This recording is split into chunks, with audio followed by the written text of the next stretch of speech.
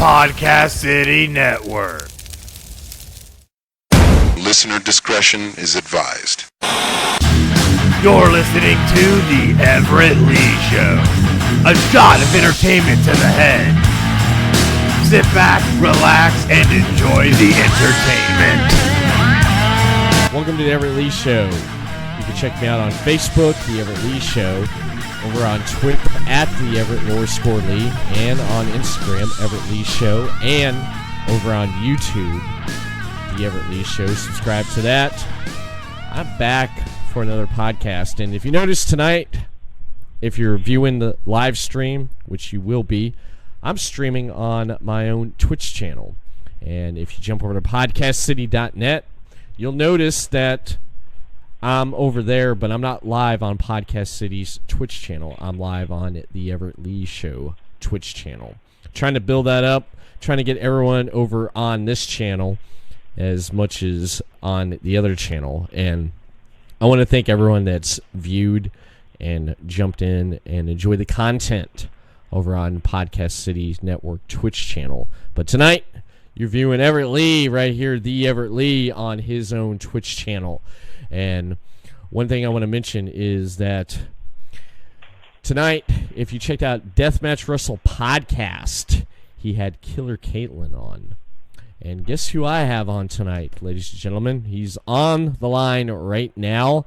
I have none other than Mr. Wrestling, Rage in a Cage, Mr. Jeremy Rage. How you doing there, Mr. Wrestling? How's it going, Everett? Pretty good.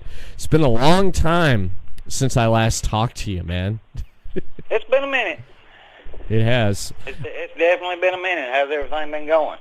Everything's been going pretty good. I mean, I think the last time I actually talked to you was actually when I had Cousin Frank on.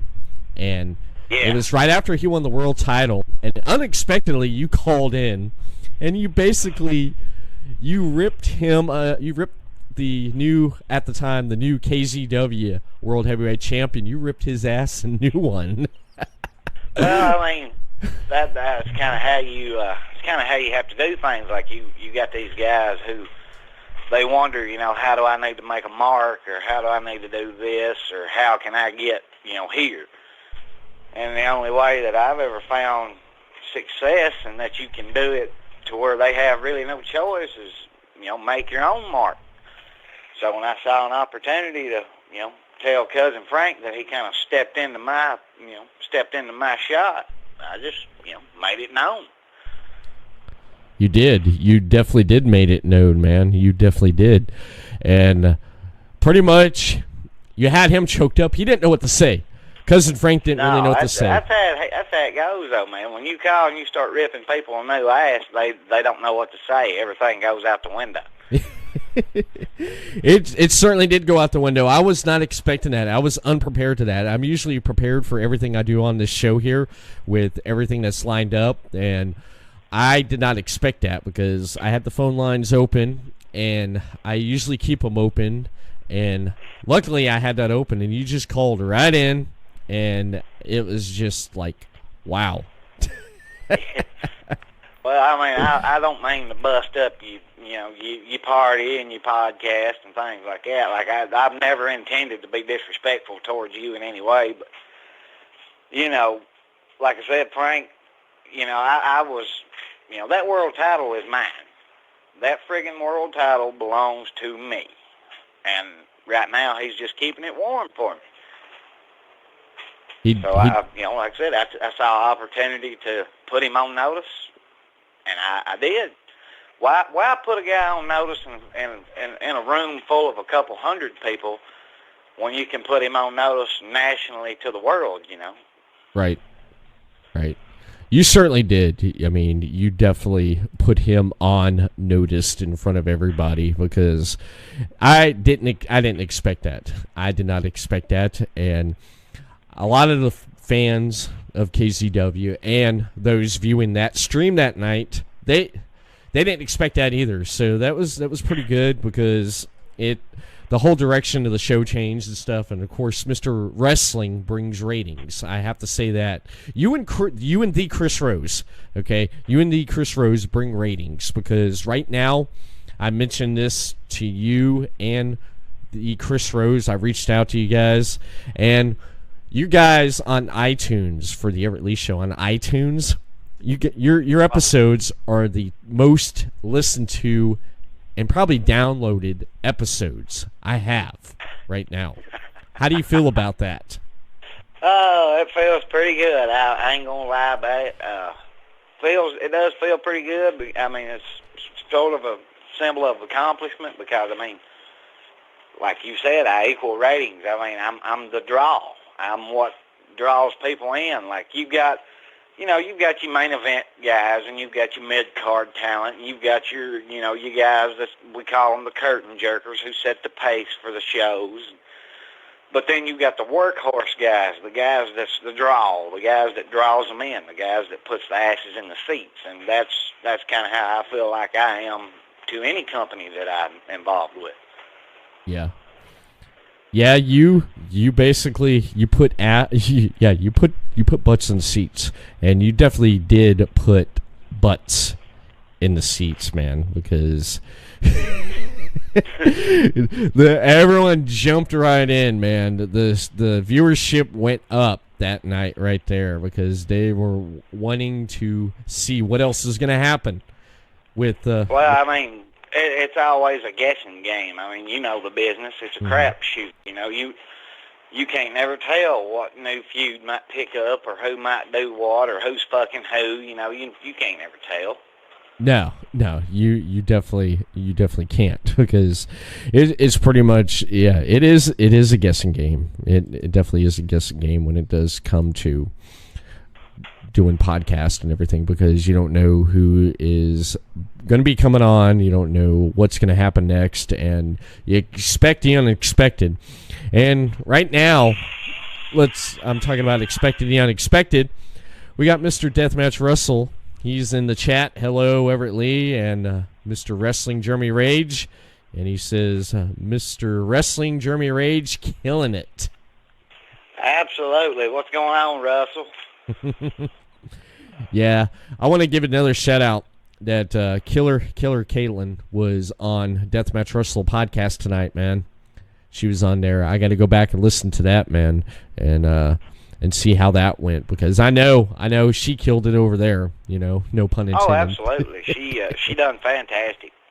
That being her first official podcast, she done great. That's good. She got a taste of it, man, because once you start doing these things quite a bit, it's like almost like crack. You get addicted to it. Oh, absolutely. Well, I mean, it ain't just that. I mean, like I said, she's brought her game up exponentially since coming over to the Lost City Saints, and ever since we've been living together, and we're engaged, and ever since all that's happened, family vacations and things like that's pretty much, come to almost a grinding halt, because every day it's tape, study, training, workout, do it again. Right. And I mean, she's picking her game up a whole lot better. She's got a fucking brutal forearm. But she's coming up in the world, and hopefully, if everything turns out right, she's about to be women's champion. Nice. Right now, refresh my memory. Who's holding the women's championship right now in KZW? That would be Harley Fairfax. She is currently the KZW women's champion, but things are starting to take place, I guess, and a little bit of an attitude change from her. Kind of like it myself. So we kind of letting her slide by right now. But I'm thinking that her contract is up for renewal, and I don't know if she's going to renew or not, and if she doesn't, then the title will be vacated, in which case there'll be a tournament held, in which case Killer Kaylin's going to take it. There's no way that she's not winning that belt. Yeah. Yeah, she's come up, man. She's come up.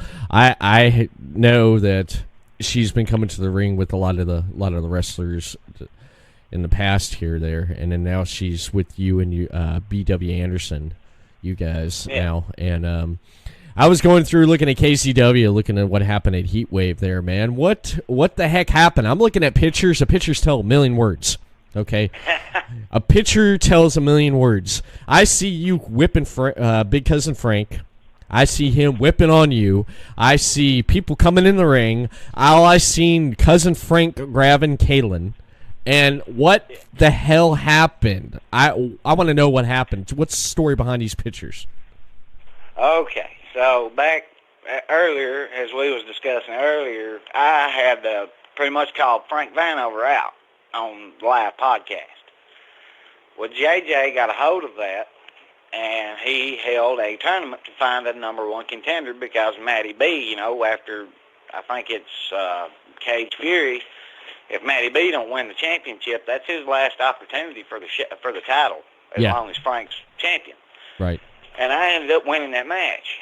So when I won that match, obviously me and B-Dub still tag team champions, but he wasn't able to make it that day, and I ended up winning that match. So we go to Heatwave in Monticello. We get there. JJ tells me, tonight's the night, you get, shot at Frank. I said, okay, cool. So, we're in the match. I'm working his big ass over. I've destroyed his arm because, if you take his arm, he's got no choke slam. Yeah. And I kind of underestimated Frank just a little bit. Experience does pay off, sure, but when you have 100 pounds on a guy, don't matter how much more experience he has than you, the weight difference will make a difference. And Frank hits like a friggin' mule. So, I'm doing my thing, and he ends up getting a half-ass choke slam off, and when he did, he grabs Kaylin because, obviously she's not going to, sit back and let me lose. So she got up on the apron trying to help out. Frank grabs her, goes to pull her in the ring, and me and B-Dub just blast him. And by the time we got him beat down, then here comes Matty B, because, me and Matty, we always been cool, and he may have slipped me a few extra shekels, to loosen him up a little bit. We all put the boots to him, and then here comes Chief Tomahawk, Johnny Bad, of all people, Billy Brewster. They all come out to try and be the big good guys and help Big Frank and stick their nose in places that it's not wanted. Mm-hmm. So after I wrestled 20 minutes of a grueling and a very beautiful world championship match, I ended up having to wrestle again straight away, and it was an 8-man tag, in which, like I said again, I wrestled 20 minutes before that match, then wrestled another 20 minutes during that match, so a total of 40 minutes I was out there kicking ass. And Johnny Bad just kind of, he got one over on me. Mm-hmm. It is what it is. We lost that match, but if it would have been one-on-one, me and Johnny Bad would have been a whole nother story. Right. You have anything you want to say? You want to say to Johnny Bad right now for his actions? Oh, Johnny, Frank, everybody. They know how I work. I don't put just one. I put every sumbitch in them locker rooms on notice. When you step in my ring, when you step in Mr. Wrestling's way, you put your nose in my business or you put your hands on my woman, there will be consequences to pay. And come Saturday at 80s night in Shopville, Johnny Bad, whoever, whichever one I run up on first, I will leave laying in either the parking lot, the locker room, wherever I see them at. Their asses belong to me. All right. There you go. Hopefully Johnny's tuning in tonight and he's hearing that. And what you're talking about there is on right here. You can look on the live stream right there. 80s Night at the old Shopville Gym at 144 Shopville Road, Somerset, Kentucky. Doors open at 7 p.m. Bell time 7:30. Ringside seats are $10. Bleachers $8. Children 5 and under, free admission, and credit card is subject to change. This Saturday, August 10th. And looking at this poster, who the heck is that front and center? That's Mr. fucking Wrestling Jeremy Rage, baby. That's the right. Spotlight's on me where it should be. I like it. That sounds like it's going to be a fun night, and I can't wait to see what happens with that right there with 80s Night there from KZW, Kentucky Zone Wrestling. So it looks like it's going to be should be a lot of fun, and hopefully get your hands back on Big Cousin Frank and get a rematch, another shot at that World Heavyweight title there, Mr. Wrestling. I'm far from being done with that. See, I had to, and I mean, think about it like this, Everett Lee. Mm-hmm. Picture this. Okay. Your best friend from childhood, since he was 8. You train him, you break him in the business, you travel with him. Then the problem arises. You take care of that. You thought that shit was over.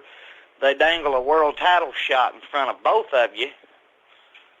One of us has got to walk out number 1 contender. The other one either has to go back to the back of the line or gets set home. So what did I do? I did the only thing that Mr. Wrestling does, and I crippled his ass. The Mad One, Crutch, the Mad Hatter. I permanently put him on the shelf. He is no longer wrestling. I crippled his ass and sent him home to his mama crying. Wow. Just to get a shot at Big Frank Vanover at Heatwave. Heatwave rolls around, and Big Cousin Frank, he's got a bad arm right now, just from that match. He's got a messed up shoulder. Going into Cage Fury, I don't care who comes out winning that title. Whoever it may be coming out of that Cage Fury with the world title, you're going to be looking at Mr. Wrestling as soon as the damn door closes. I promise you that. If I'm going to go far enough to cripple a guy who I said was my best friend, I'm going to go far enough to put him out of wrestling for good. What do you think I will do to keep that championship once I obtain it? Of course, you're gonna get that championship, and just like Cousin Frank, when he won that title, you're the first guy to go after him there. I mean, you called him out, right here on this podcast, and then everybody's been gunning him. I seen the Chris Rose went after him, and that didn't work out too well for the Chris Rose. No, it did not. Chris Rose, I have to say, though, I have to give him, I give credit where it's due. He put on a hell of a classic with Frank Vanover. It just wasn't his night. I mean, he brought every trick in the book that he could learn, and it still wasn't enough. Mm-hmm. Yeah, that was one heck of a match there. That was at the fairgrounds this summer, wasn't it? There. Yeah, it's been back in June. Yeah, maybe July. Mm-hmm. Yeah, it was a good match.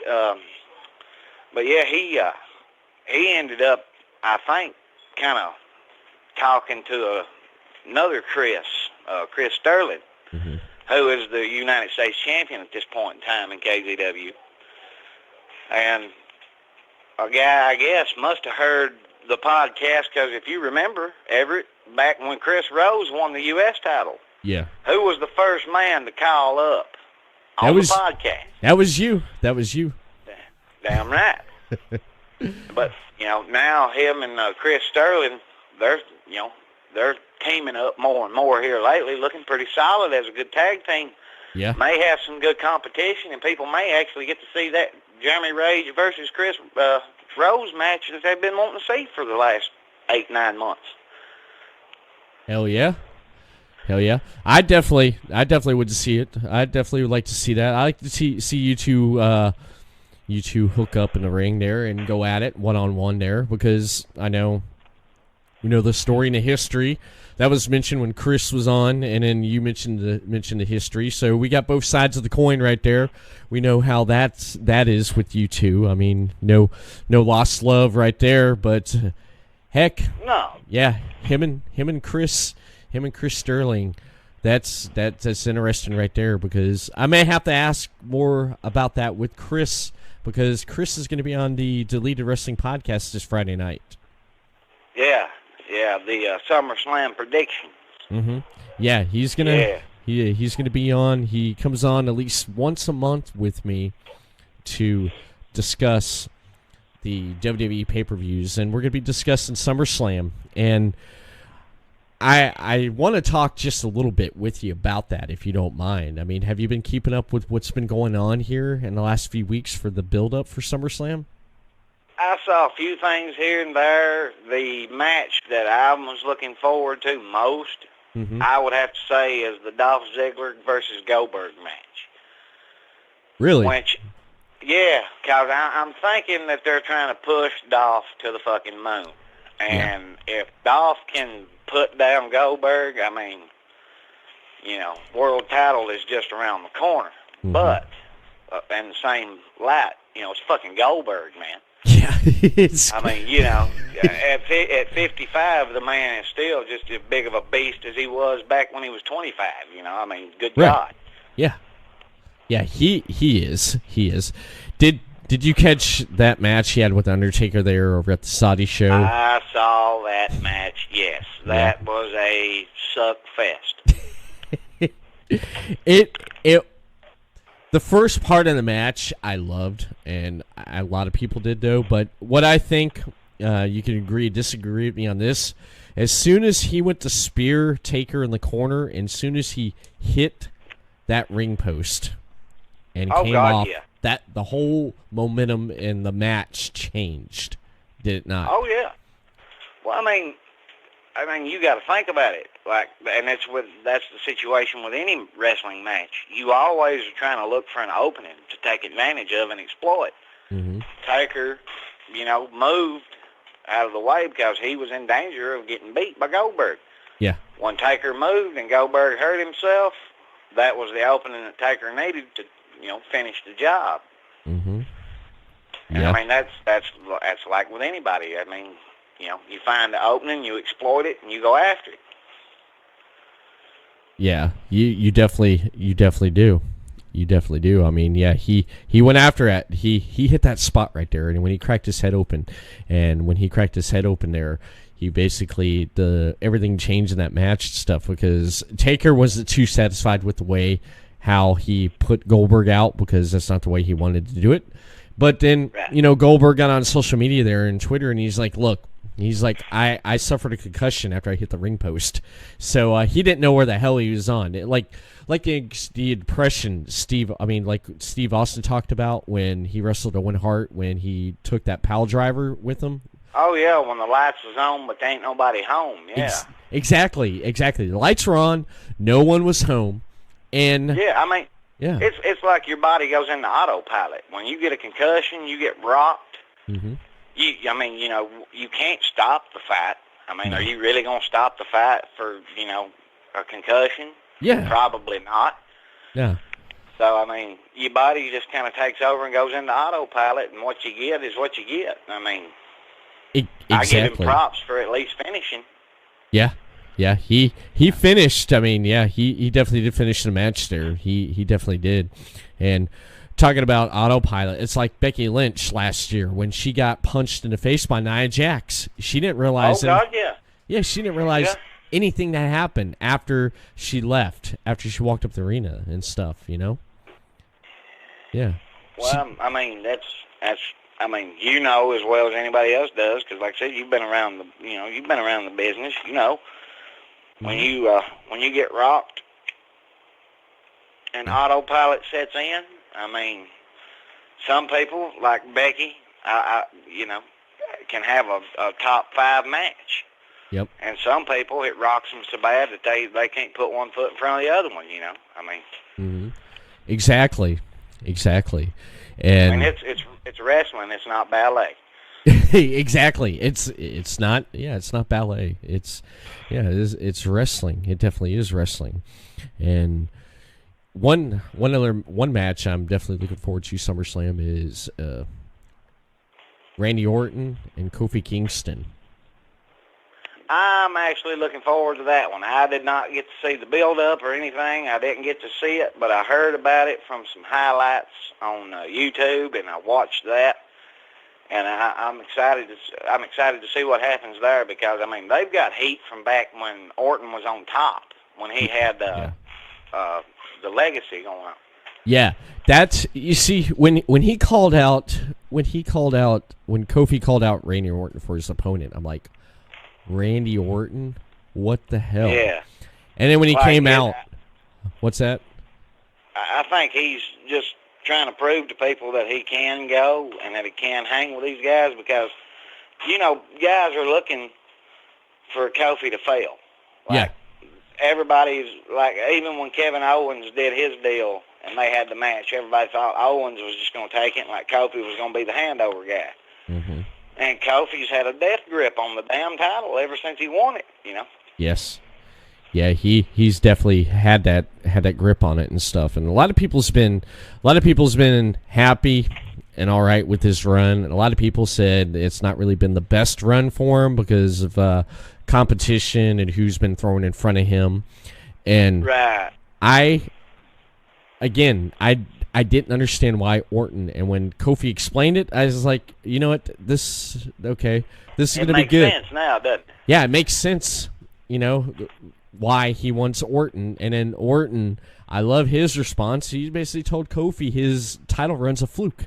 It's a fluke. Yeah. And he wouldn't be where he's at if it wasn't for him because he put Ali out. And if Ali didn't get put out, Kofi wouldn't have got his shot at Daniel Bryan at WrestleMania and wouldn't have had his WrestleMania moment. That's absolutely 100% accurate. Yeah. I mean, yeah. Well, I mean, that's like the situation that I was just put in here recently. Mm-hmm. What we was just talking about earlier. All right, JJ brought two of the top guys together. All right, in a meeting in their little boardroom, signed a contract to do a match for a shot, just an opportunity at Big Frank Vanover, and you saw what happened there. I put his ass out and sent him home.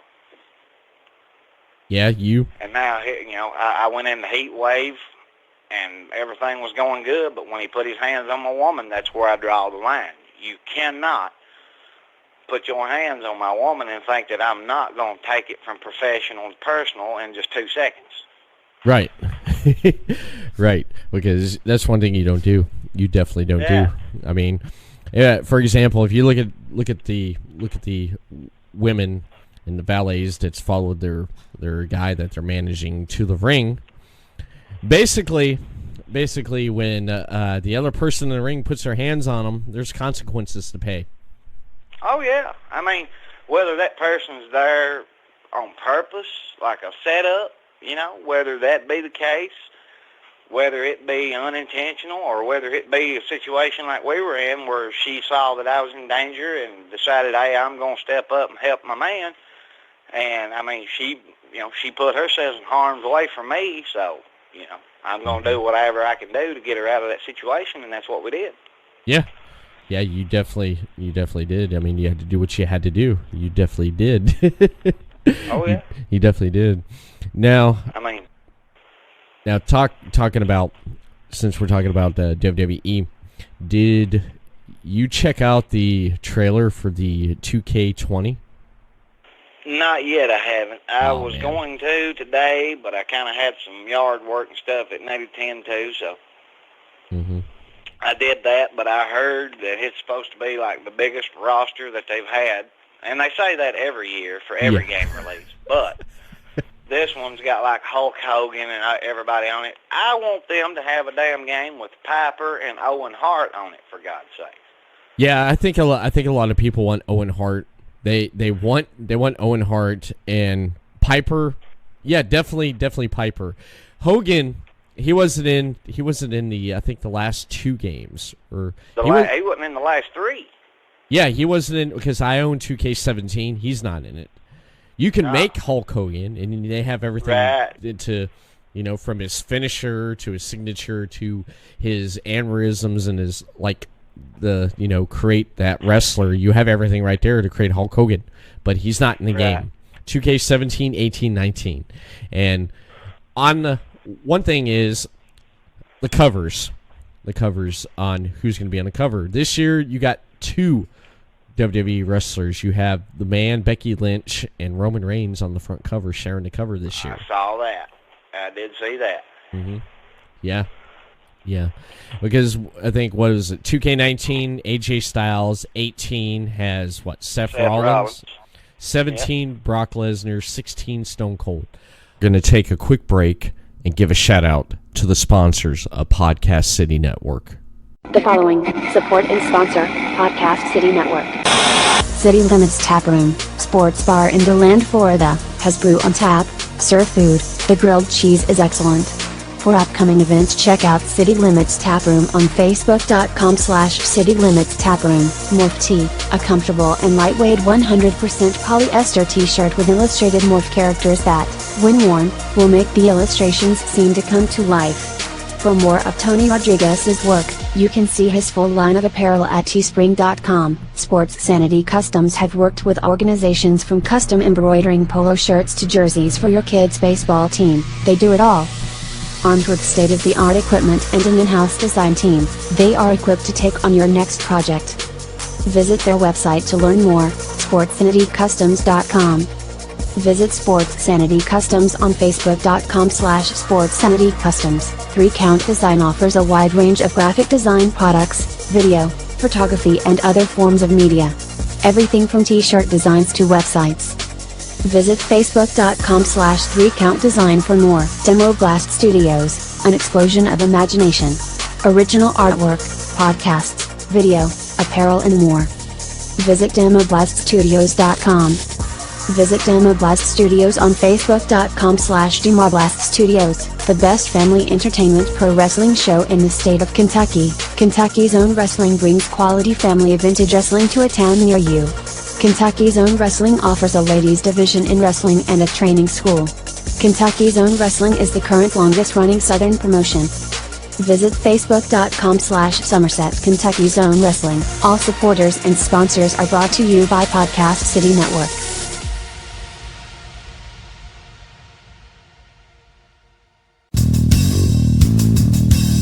You're listening to The Everett Lee Show.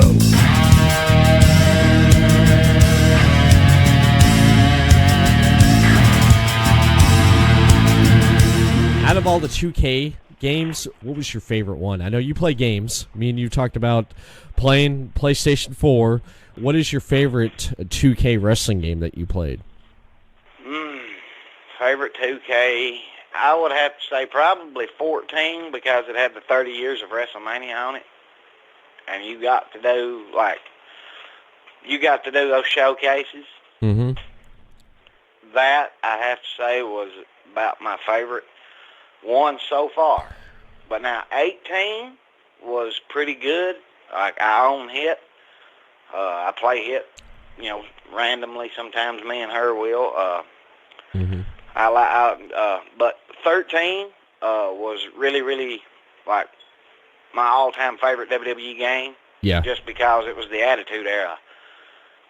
And that's my childhood. Like, I grew up from when the start of Degeneration X happened all the way up till current, right now I've watched it nonstop. Right. Yeah, the 2K14, WWE 2K14 was one of my favorites because I did like the 30 years of WrestleMania.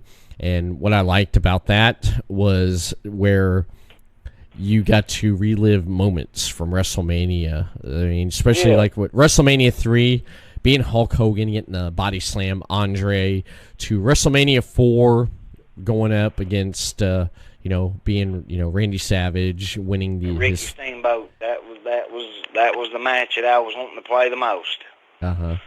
Yeah, that was great right there. And then remember they had the thing on there for 2K14. They had it where you had the thing where you tried to break the streak, Undertaker's streak. Yeah, beat the streak. Did you ever beat a streak? I did one time with Diesel, but it took me like 20 fucking power bombs to do it. Like, I fought that guy for... I couldn't tell you how many times that he set me down. Like, I never got past it one time, but picked Diesel. Mm-hmm. And somehow or another, it was... Something had happened, and I kept powerbombing him and put him through both announce tables and all that shit, and then the referee went down, and then I was just like, well, I know what I would do in that situation, so I got a chair, whipped his ass until the ref got up, threw the chair out, gave him another jackknife, and beat him. Yeah.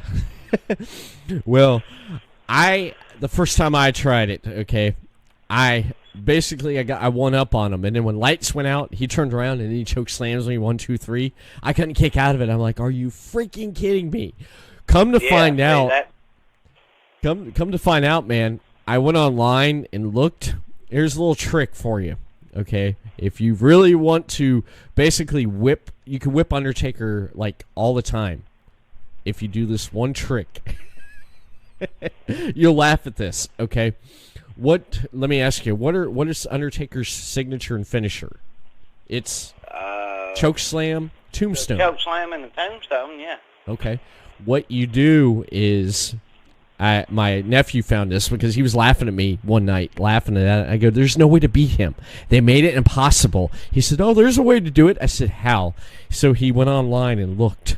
He found out if you go into Undertaker's movesets, and and you crank his attributes and everything all the way down? No. You change his signature and finisher to top rope moves. He will not climb the turnbuckle. And I was like, no way, this can't work. I said he does the walk on the ropes. He does the old school. Yeah, and I was like, and my nephew's like, just try it. Okay. So we set it up. I think I forgot who I picked. When he started whipping out of the gate, whipping my ass, boom, fills up a special. All of a sudden, I swear, he looked like he was going back and forth, like he was like having like a seizure because he could not perform the damn signature. And every time I went over to hit him, he reversed, and finally I got him down, and then he came back because I'd reverse, he reversed, and then he filled up a finisher. I'm like, oh shoot, my nephew's dying laughing next to me. He says he can't do it. He could not figure out, the AI could not figure out how to climb over to the turnbuckle and get up on the turnbuckle. So I went to town on the dead man, and I beat him. But every time he got a chance to beat me, the AI glitched out. You ever saw the glitch out where they're trying to go forward, but they keep running back and forth like they're like almost phasing right there in the ring? That's what he was doing. Yeah, like they're spazzed out. He couldn't figure out what the hell to do. It's like, I got this finisher, I got to hit it, but how do I do this? Yeah, so I ended up beating the dead man. I beat him. I beat the streak that way. I changed everything to the top rope, and he couldn't climb to the top rope. See, I never got to figure nothing like that out. Hell, that's just like after I did it, a buddy of mine told me the thing that I was telling you. He's like, you can go into the AI settings and turn his shit all the way down. Yeah. And it's still going to be a damn good match, but he's not going to be able to, catch a finisher or special on you real quick. And the catch finishers is pretty much took off. Yeah. But when I did it, I might have cheated with Diesel to do it, but, I still did it. Yeah. Refs knocked out. Of course, when I'm playing those 2K WWE 2K games, if I'm someone like, hell, for example, if I'm Orton or Triple H and the ref knocks out, the first thing I'm doing is I'm going over to the ring and I'm grabbing myself a freaking chair. I'm grabbing the sledgehammer because while the ref is trying to figure out where he's at, I've already laid out my opponent and I'm waiting for him to just come over and count 1, 2, 3. and then Damn stand right. and stand tall.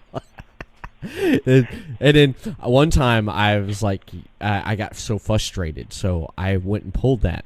So I took a weapon, I threw it in the ring, and I grabbed another weapon. When the ref turned around to grab the weapon, I was kind of late on hitting him. And soon as I was in motion, the ref turned right around and seen me knock his lights out and DQ. I was like, damn it. Well, see, I've been in that situation before, too. Like, say, at Heatwave, Johnny, they all threw us into each other, and we call that the train wreck. We call that a train wreck. When everybody collides and it's the wrong people, Mm-hmm. So here's my woman with her, the way she's been coming along, and I've been teaching her, she just throws me the belt. I went to knock Johnny the fuck out, and he just, I guess he, because I've done it to him before, so I guess he must have figured, he must have saw, and that's what got me. When he ducked, I was like, uh-oh, and when I turned around, he was already up in the air, coming down, and I was laid out. Right. But, hell, we won the match within the first 10 minutes anyway, because Frank Vanover's big oaf ass gets the tag, comes in, and pretty much tackles the referee to the ground. Yeah. To try and get to us. Uh-huh. And we won the match right there, because, anytime you put your hands on a referee, ain't that a disqualification? Yeah. Yeah, that's a DQ. Yeah, that's a DQ, definitely. Definitely but is. Because, because it's Frank and all that shit, they let the match keep going. Well, but you'll you'll get it. You'll get it again. Oh, man. I'm going to. There's no doubt in my mind. But back to the SummerSlam thing. What's this deal with Kevin Owens? Like, is he a good guy? Is he a bad guy? What's going on there? Because when I watched it the last time I sat down and watched it, he was part of the New Day and turned on Kofi. Yeah. Lost that pay-per-view, and now he's fighting Shane McMahon. Has Shane straight up become part of the roster now? Yeah, Shane's part of the roster. Shane basically has his own agenda. He is basically, if you look at it, okay, this is what happened. Okay, Owens disappeared there for a while. Owens did his KO show, okay, and he had Shane and he had Drew McIntyre on there. And Owens started getting smart with Shane. And Shane looked at him, he said, you know what, you read the notes. And he basically asked Shane how it felt like getting his ass kicked. And he's like, no, you follow the notes I give you. And Owens is like, you know what, I'm not following these notes. And he just basically lashed out at Shane. And the crowd started going crazy. And Dolph Ziggler came in the ring and he was like, he tore into Dolph Ziggler. So at that moment, he said, I'm sick of this. I'm sick of you. I'm sick of this. I'm sick of him coming out and whining, and I'm even sick of him following you around, talking about, Drew following Shane around. So Owens just got sick of everything. And so therefore, with him being sick of everything, it just he is time for a change, I guess. So he basically got sick of the authority of how Shane is the authority figure. Kind of like Stone Cold. It's like Owens is kind of like almost now like this generation's Austin. And Shane, because I saw that he was using the stunner. Mm-hmm. Yeah, Shane is like this generation's McMahon, and Austin gave him the okay to do it. Austin told him, he's like, let me show you how to do a stunner right, son. And, of course, Steve Austin's going to show him how to do it right. He gave him props for it, And someone said, aren't you upset about it? And he's like, you know what? Someone has to do it, That's like when I met Billy Gunn. I met Billy Gunn last year at an event here in Orlando, that wrestling event. His picture is right behind me there. He signed it for me, but when I met Billy Gunn, I asked him. I bullshitted with him for a minute there, and I said to Billy Gunn, I said, "Hey, I said, how do you feel about Dolph Ziggler using the Famouser? He said, how I feel about him using the Famouser? I said, yeah. How do you feel about that? He says, well, with wrestling, this has been done, this move's been done, that move's been done, this move's been done. And he says, he told me his opinion. He said he's flattered. He said, we're not trying to reinvent the wheel here, okay? How many people do a DDT? Okay, who used that as a finisher? Jake Roberts. Roberts. Yeah. Basically, all these moves are out there to use. So you're going to pick it and you're going to use it. He says, him using it, he said he's flattered. He says, but he could still, he feels that he gets more height on it than Dolph does. Not as much. Oh, yeah. And well, Dolph goes like, when he does it, he just kind of runs straight in, hooks it, and, he don't get the height. See, Billy was all about impact, and Dolph is more of a speed kind of guy. Like, he'll hit the Famouser out of nowhere, and Billy, like he said, I mean, and you got to think, too, Billy Gunn's 6'6". Yeah. Yeah, he's Dolph tall. Ziggler ain't no Billy Gunn. Yeah. Exactly. And I'll tell you this, Jeremy, meeting him in person, dude, god dang, his arms are about big as my thighs, man. Oh, I guarantee it. Like, Billy Gunn is not no little guy. Oh, hell no. And he is one of the guys that I used to say back in the day that should have been world champion. Like, Billy Gunn should have won the world title in his WWE career. Like, yeah. Could you imagine, like, you remember when Jericho first won against Triple H on Raw when they reversed the decision? You remember the pop that he got for that? Oh, yeah. I mean, just imagine if Billy Gunn won the world title. Like, just picture that for a minute. Like, that place would have blown up. Yeah, it definitely would have blew up. I mean, yeah, that place would have definitely blown up, though. But Billy did his singles run, and Billy kept in doing tag team, too, man. Billy and Chuck. Oh, Chuck, yeah. Chuck I didn't much care for that whole time frame. Like, the Billy and Chuck thing, at first they were a great tag team, but when they started taking things, that route, like, it wasn't good. You didn't really care too much for it after that, did you? No. The Billy and Chuck thing.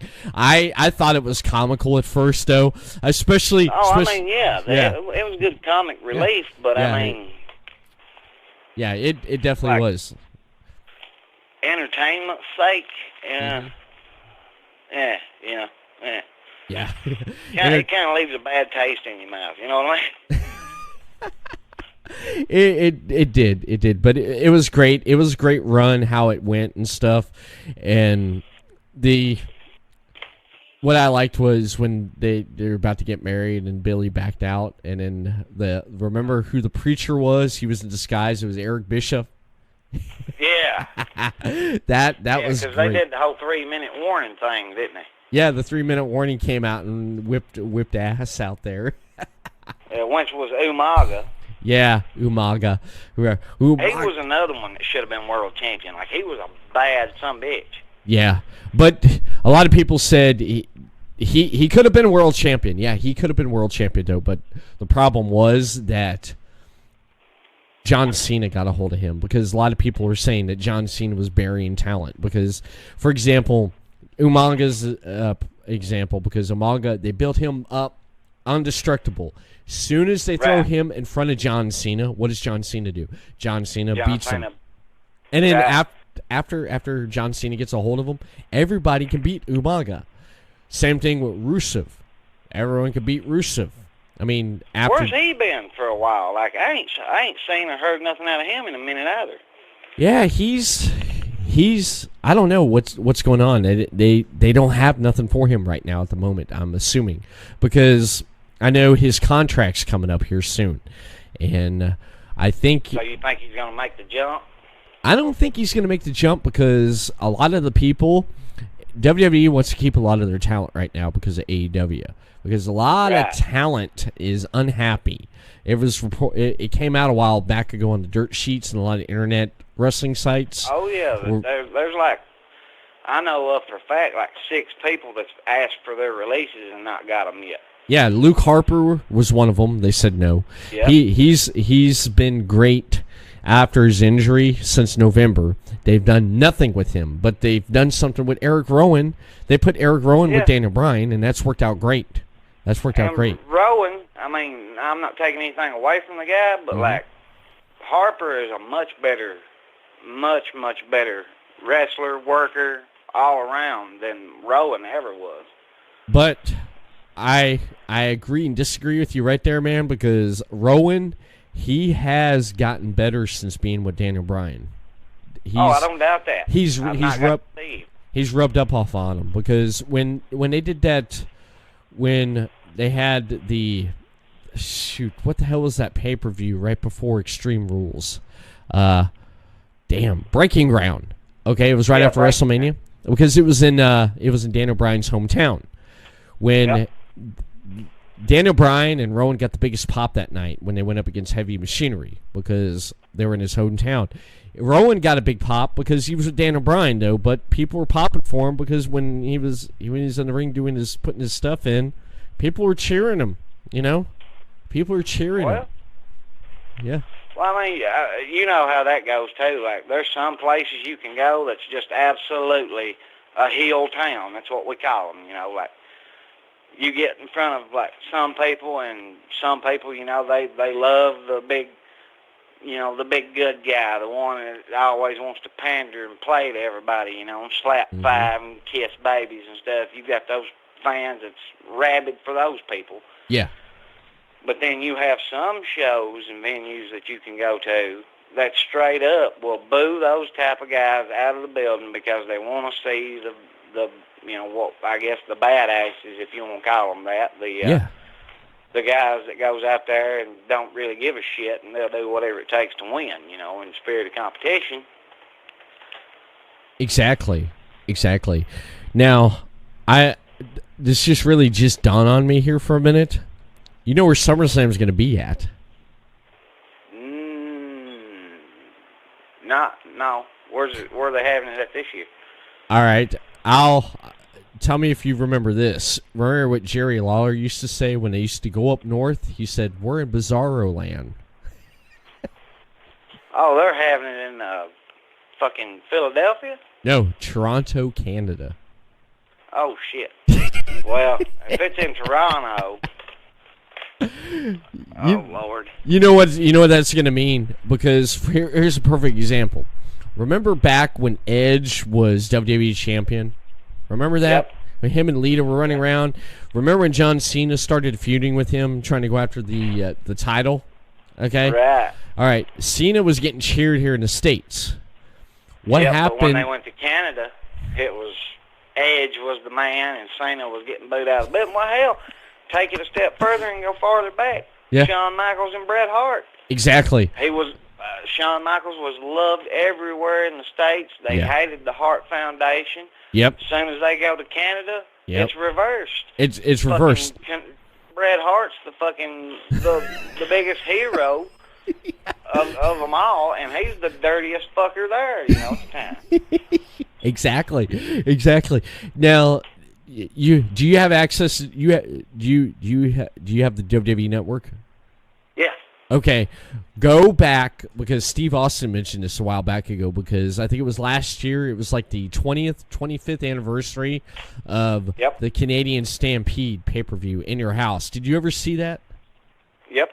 Remember that? The Hart Foundation went up against, it was Goldust, Stone Cold Steve Austin, and all these guys were cheered here in the States. The Hart Foundation was booed.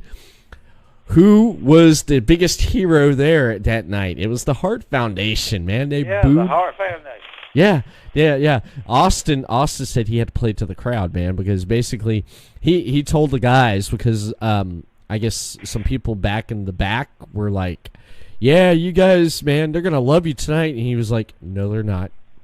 They're not. They're not. He goes, "No, they're not." He said the roles are reversed tonight. So basically, Austin said to the guys, "We got to listen to this crowd, because we got to do what this crowd wants, because that's you got to play to the crowd." And they did, and it's still listed as one of the best pay-per-views that WWE's ever had. And I went back and watched it, man. It was pretty damn awesome. Oh yeah. It was, man. That crowd, man, was so loud that you could not hear yourself think. I guarantee it. Like, the guys could have sat there and called each other's moms whores or whatever, and they probably wouldn't have heard it. No, they wouldn't have heard it. They would not have heard it. But well, hell, there was a chair shot in that match, and when it was on TV, you couldn't even hardly hear the chair hit because of how much noise the crowd was making. And like, I love like crowds like that. Like, we went and done an Apple Festival last year. Mm-hmm. That crowd was loud like that. Yeah. Or at least during my match, they was. Like, you know, you got, like, I'm gonna take a minute to brag on myself, I guess you can say. Okay. Like at KZW, like, you've got these guys that goes out and all they want to do is have the best match, and they want to impress the guys and impress the vets and impress the fans, you know. When they go out there, you might hear a clap every now and then, but most of the time you hear crickets. Yeah. But when Jeremy Rage goes out that curtain, it's a whole different ball game because they hate me. You hear people cheering me. You get shit thrown at you. I mean, they come alive when I'm out there. Yeah. But I mean, that's kind of what we do this for, is for, you know, for people that pays their hard-earned money to see what we do. I mean, right. You know, if they want to throw shit at me and they don't like me because the way that I am and the way that I honestly believe things, then, you know, that's fine. That's on them. But when it comes right down to it, I'm winning matches and they're paying to see me win matches. Right. Exactly. I mean, I love those rabid fans, you know. Mm-hmm. Yeah. Yeah, definitely. I mean, they pay their money. They can cheer. They can boo you, and that's just basic. Well, I mean, that's how it goes that way with anything. Mm-hmm. It does. It does. What do you think about October 2nd, AEW coming to TNT, man? I cannot wait for that. I mean, I'm not a big ass mark for them. Right. But I mean, I enjoy the competition that they put on. I love how they're, setting up their promos and stuff. Mm-hmm. Like the old back in the day promos that they've been cutting. Yeah. And I think it's going to be good, man, because, I mean, it's on Wednesdays, so they're not, and it's like they said, they're not looking to compete with WWE. They're just giving people an alternative. Exactly. You know? Yeah. And, I mean, I look forward to it. Like, I want to see what they got, because the last 4 or 5 shows that they've done, they've knocked it out of the park.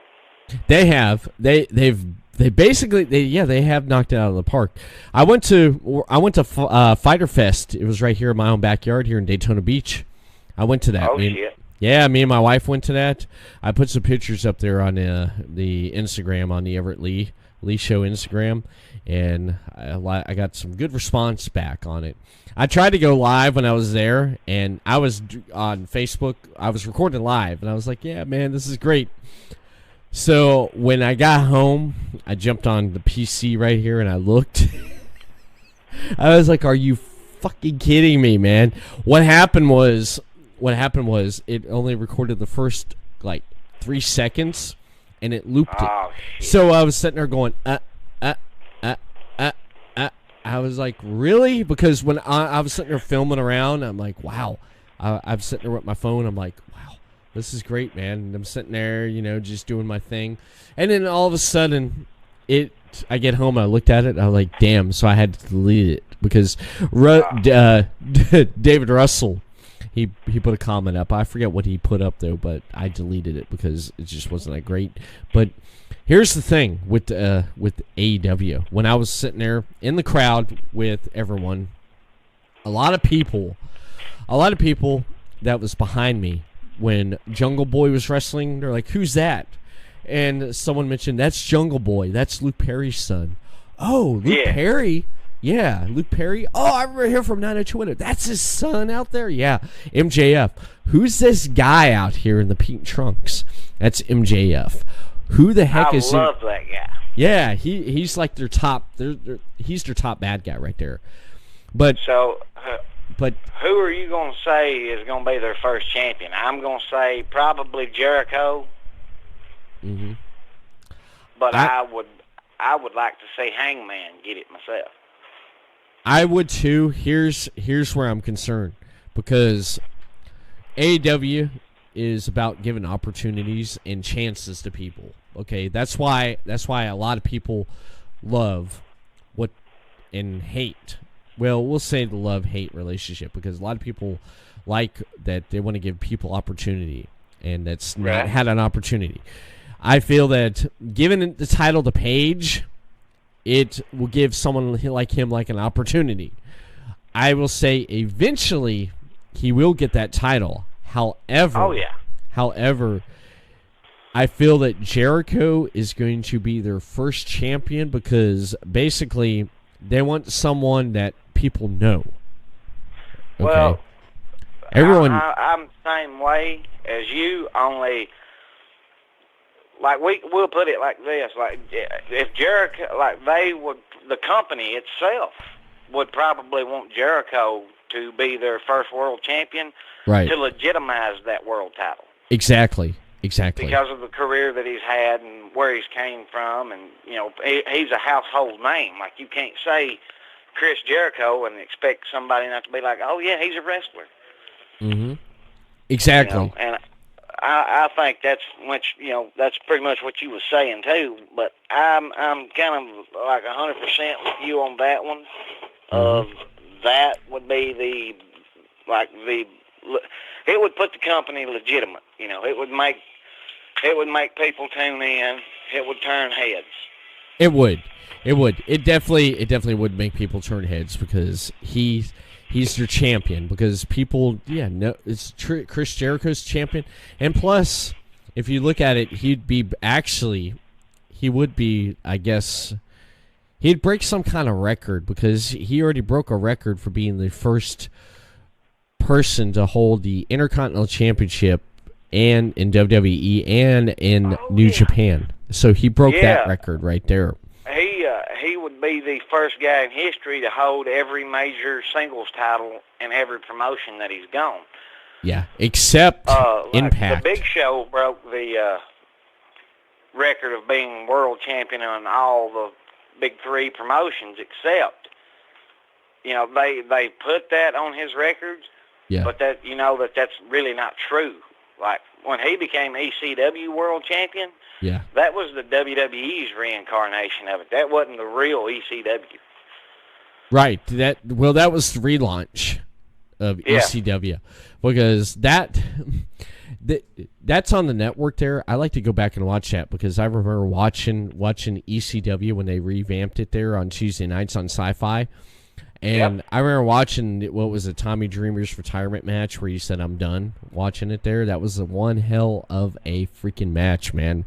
I'd like to go back and just watch it, just to feel that and see that moment again. But because Paul Heyman walked away from it there because of Vince. Him and Vince butted heads over creative. So, I mean, ECW was winning in the ratings right there. Again, it was beating Raw and SmackDown. So Vince and that's when they started putting that cap on Paul Heyman, of like, don't do this, don't do that, don't do this, and that's when Paul was like, fuck this. Exactly. Paul Heyman's going to do what Paul Heyman wants to do. He knows, like, he's a friggin' evil genius of wrestling. Like, he, honest to God, knows what, like, he's more in touch with the nowadays fans than, like, say, Vince McMahon is. Because you remember back in the day, WWE, they was all about no blood, and you couldn't hit people with chairs. Mm-hmm. Then you've got the alternative, which was ECW, which was fucking pretty much crucifying people every fucking Tuesday night. Exactly. And then you got WCW, where you could find, like, some of the, like, technical wrestling. Mm-hmm. Yeah. Yeah, that's true right there. But Yeah, Paul. Well, I don't know if you know this though. Paul Heyman right now is running creative behind Raw right now. Oh yeah, Paul Heyman is the guy over Raw, and Eric Bischoff's the guy over SmackDown. Like when I heard that, I almost fucking I thought I was having a stroke at first when I first heard it. And they was like, "No, it's for real." And they was showing me, and I was like, "So here's Vince McMahon." Yeah. Sitting at home one day, and he's just going, "I wonder how I can make WWE as good and as hot as it was back in the 90s. Exactly. And he goes, "Oh, I know. I'll just get the guys who almost beat me to run my show for me." So he gets Paul Heyman and Eric Bischoff. Yeah, he gets Bischoff to run SmackDown. He gets Heyman to run Raw. But one of the things is that Heyman and Bischoff, a lot of people were like, well, it's like we want to see change right now. This product is the current product is crap. We want to see changes. Slowly, there should be changes here. I have to say, right after SummerSlam, you're going to start seeing a lot of changes with a lot of things. Oh yeah, because they've already fired like 2 writers off of Raw, and I think they already got rid of 1 from SmackDown. So Bischoff and Heyman are slowly getting into that role there. But it was reported this week that Vince did not like how SmackDown was wrote this week. So, however, Vince decided to have a rewrite. So it changed, like I forget how many times it changed, but Vince changed it because he didn't like it, because Vince still gets the final word on the product. He gets he gets the final word, because he may have Heyman and Bischoff, they report directly to him, but Vince will look at something and say like, I don't like that, let's change it. Yeah. And well, I mean, you got to think about it though. I mean, like if Vince would, if he would, he would just go home to Connecticut, enjoy time with his fucking family, and sit back and watch his son-in-law and his children take that place to a whole new level.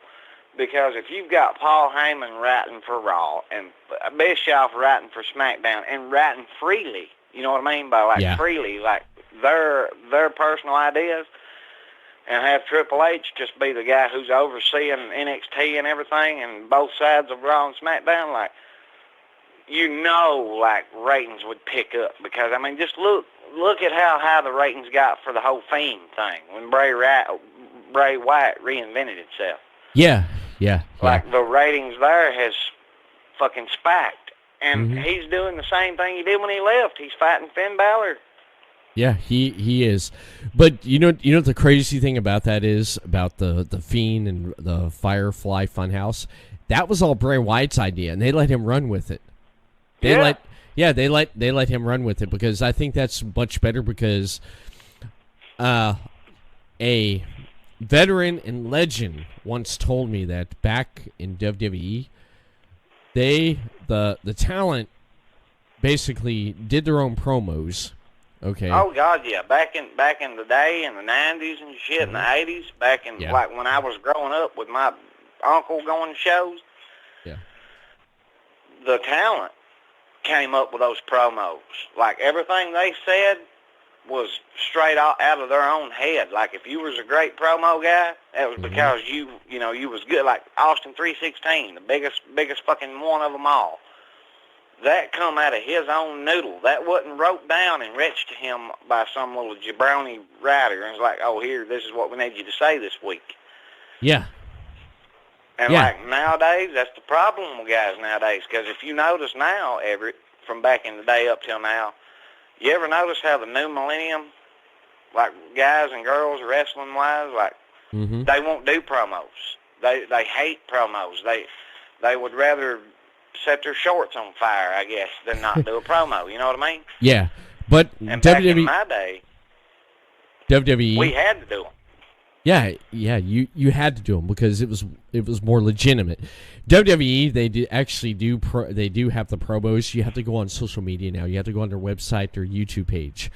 One thing this week that really bugged the shit out of me about promos, since you're talking about promos, one thing that bugged the shit out of me was the fact that this week, and actually, no, it was last week, when Charlotte Flair, okay, basically Trish Stratus came back on SmackDown, did this thing with Jerry Lawler about, maybe one more match. Charlotte Flair came out. Charlotte basically got face-to-face with her. Charlotte was sitting there talking and was like not looking Trish directly in the face, was looking off on the side there the whole time. Trish is here. Here she is looking that way. It's like, what the fuck are you looking at? It's like, pretty much, like blatantly, you can take that two ways. Mm-hmm. She was either basically blatantly disrespecting Trish and her accomplishments, which, if so, bravo to her for, being a bitch. Yeah. Or that she was nervous of the situation that she was now finding herself in, which was that Trish Stratus is a Hall of Famer and she was one of the best. And back in my growing up time, Trish was this generation's Charlotte. Trish was, her and Lita was the ones that was doing all these kick-ass things. And now look, this generation, they've got Charlotte Flair and Becky Lynch. Exactly. Back when they were giving women 5-minute matches, Trish and Lita were like tearing it up, because if you actually look at Trish, okay, look at the background Trish Stratus came from. Okay, Trish Stratus was one of those Iron Man magazine like persons. You know what I'm talking about? Yeah, she was a physical fitness person. She was a physical fitness person. She got into the business, and she was trained by Fit Finlay, for God's sakes. Fit Finlay. He was. I loved watching him wrestle back when he was doing WCW stuff. Back when he was there. God dang, man, that guy could freaking basically he can put you in a wrist lock, and I would sit there and watch him at home put someone in a wrist lock, and my fucking wrist would hurt just watching it. You know what I'm saying? Oh yeah, I mean Fit Finlay, he's brutal. Yeah, and he has patience. The reason why these women, like a lot of the women wrestlers, did so well, Trish Stratus is a perfect example, because he trained her, and she put in the time and effort. She wanted to learn this. She didn't want to go out there and look pretty and have a 2-minute match and look pretty. No. She basically went out there and made a 2-minute match look like a 5-minute match. You know what I'm talking about? Right. She took the opportunity. You have 2 minutes. She took advantage of the opportunity that they give her. I mean, if they give you 5 minutes from curtain to curtain, you go out there and you tie it up, and it better be the best 5 minutes curtain to curtain that's on the card. Exactly. So Trish basically she took that time and she made the best of it. She put in the hard work and everything for it, and if you look from the time from, I forget, when did she retire? When the hell did she retire? 2003. 2003. If you look at from 2003, if you look at 2000 to 2003, right in there, those 3 years. I told you wrong. No. Because she started in 2000. Yeah, 2000. 7 years, so 2007 she retired. That's right. Because she was there for 7 years. So 2007 is when she retired. If you look at from 2007 all the way from 2003 to 2007, right there, Trish, her skills and everything were like basically like, oh shit. She main evented. Well, yeah, and she kept getting better every match. Exactly, because she kept going back and putting the time in. She's like, I won't. That's what it takes. That's what it takes. Unlike a example like this, like Eva Marie. Eva Marie, that girl could have went she could have went places. Okay, she was trained. By Brian Kendrick. Exactly. What the hell? She went back to NXT. Look what happened. She basically took one move from Brian Kendrick and used that. She learned how to do high flying off like her Karanas, like like mid-rope dives, all that stuff. She learned a lot. She didn't use but it. She was a lazy person. Like she didn't want it. You know what I mean? Like her drive was not there. She was just simply there to collect the paycheck and, oh, look at me and my bright red hair, and tried to make a run off of it and do like some of the girls back in the day did. And when the people does things like that, like John Cena and The Rock, like, you know, yeah, they had their wrestling careers, but I call those people whores in the business, because you get in the business, you make a little name for yourself, you carve a body of work out that's pretty decent, and then you go Hollywood. Yeah. You claim you'll never leave again and all this shit when you come back and make an appearance, but then what happens? They up and leave again. Yeah. Like everything that Cena done it to himself, and that's why people will no longer believe or buy into John Cena, is, you know, he was like Kevin Nash. He had 8 moves that he would do in a match. Yeah. And he would win. But the whole time he feuded with The Rock, you remember that feud, right? Yes. Yeah. Okay. I remember that feud. He dogged The Rock for leaving, coming back and saying, I'm never leaving again because I'm home. And what did he do? He left again. Exactly. But what did John Cena do? He got his ass beat down by Brock Lesnar. He knew that the world title was not in his picture anymore because of Lesnar. Yep. And he left and went to Hollywood.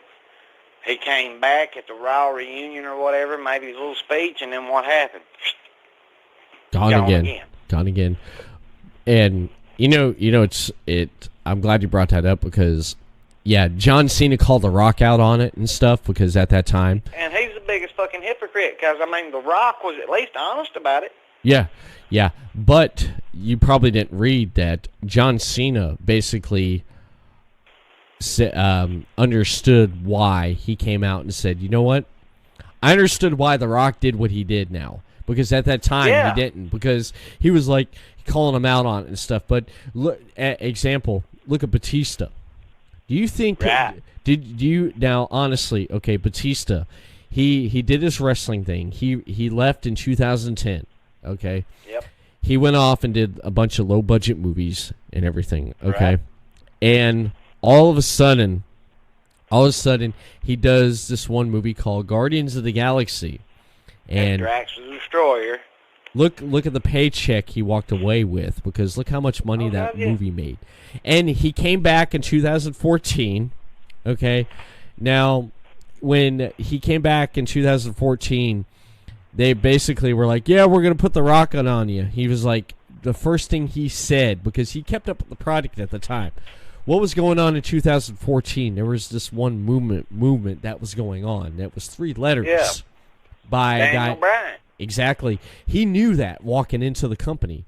And they told him, yeah, we're going to do this. He goes, no, it's not going to work. He goes, you know how this is going to work? And they're like, how? And he said, you got to make me bad. Oh, no, people's going to love you. And he's like, no. And he's like, they love this guy. They will hate me. Yeah, they love Daniel Bryan. I read that in that he did like an interview. Yeah. And because when he came back, when he made his debut back or whatever, he come out as a big baby face. And people were booing him. Yeah. Because they knew that was, you know, Triple H's way of trying to keep Daniel Bryan from the title, and Daniel Bryan was the guy that they wanted. So what did they do? He turned heel, did the Evolution thing, and Daniel Bryan pretty much beat the entire Evolution to get the world title. Exactly. I mean, you're absolutely right about that. Absolutely. Yeah, because Batista knew the timing coming back. He wasn't right, because he was coming back, and then that's when the Yes movement was really it just took off. At the time he came back, and you know, Batista knew it. He was like, damn, this is a bad time for me to come back. And yeah.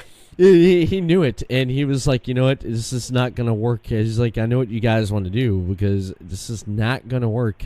And even CM Punk, right before he walked out the door of that company, he told him, he said, see, Daniel Bryan, you need to push him, because if you're not, you guys are fucking idiots. He told Triple H and Vince that right after the Royal Rumble. I mean, Yeah. Anybody that goes out there and gets 30,000 people to just scream one word, yes. It's just one word gets them to scream yes to the top of their lungs. And I mean, I don't care what nobody says, because I like his wrestling. Yeah. Back in Ring of Honor when I met him. When it came WWE and they made him change it up a little bit, and not so much. But, I mean, you can't argue with the results. I mean, he was their guy. Like when Punk was gone, Daniel Bryan was the guy that filled the void for him. Exactly. And they were, pretty much. And, I mean, it was blatant. Yeah. WWE was like, no, he's a small guy. We don't, that's not going to ever be our world champion and all this crap. Right. Even after CM Punk, pushed the door down on that whole idea. Mm-hmm. But, I mean, after they figured it out and started listening to the people, and, like, when Bryan won the belt, like, that was the best time ever was. Like, those fans, I mean, it's pretty much like having sex.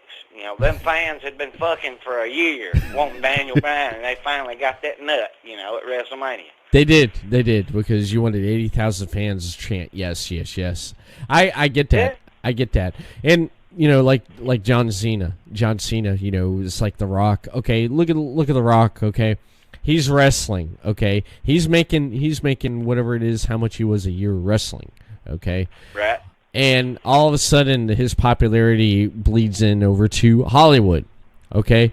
We want you to do this movie here. You're doing these box office movies that are pulling in millions. And he's walking out with about the same or more than what he's doing in the ring. Okay?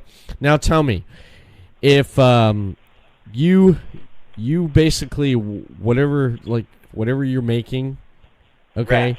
And then you go and a door opens up where you can make double from what you're doing with your body in the ring just doing stuff in front of the camera and doing maybe probably a little bit, let's say about 25 to almost 50% of your own stunt work, because you know how to do certain things. Exactly, like the Rundown, for example. The Rock did almost all the stunts in the Rundown.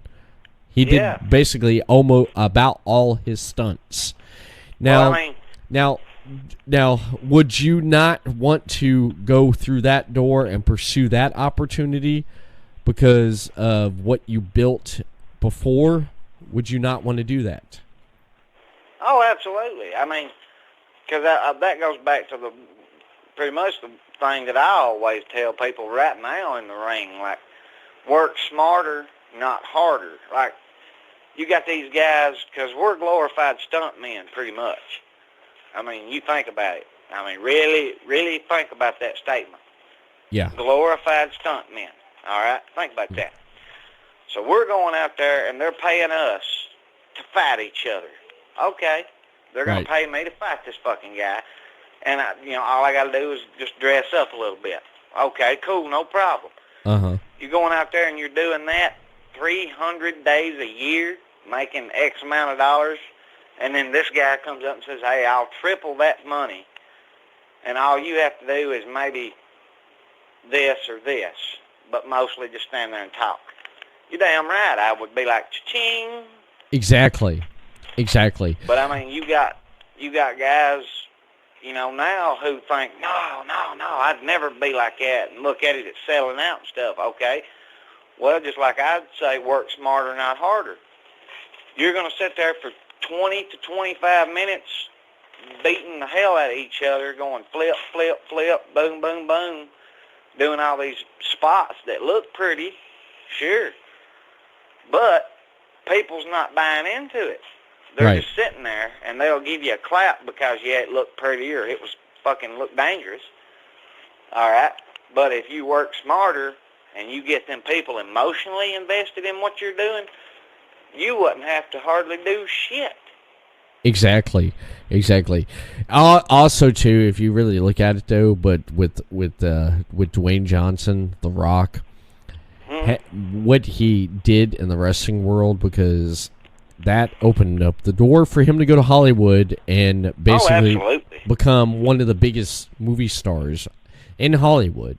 And, of course, you're going to do that. And, he does come back here and there for appearances and stuff. One guy, they tried to make him go that route with doing movies was Triple H.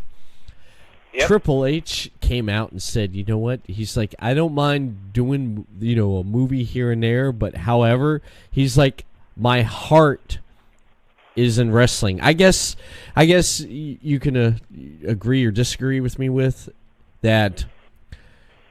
It's just where your heart is, opportunity. An opportunity, because Triple H was like, you know what? I love this business. I'm going to do this. And he could have been a big movie star like The Rock, but he didn't want that's not where his heart was. That's not where his heart lied at. Like, say, I'm that type of person. Like, if I make it to the WWE, all right, I've for 16 years I have laid a body of work out in wrestling, and I grew up in wrestling. Like, I love it, I do. But if somebody was like, you got to stop wrestling and just make movies, you can't do both, I would probably just stay with wrestling, because making a movie is kind of like a crapshoot, or it's kind of like, throwing a dart up in the air and just looking straight up with your eyes closed, hoping that it, misses you. You can make this movie, and it could sell billions and blow up, or it could be, so-so.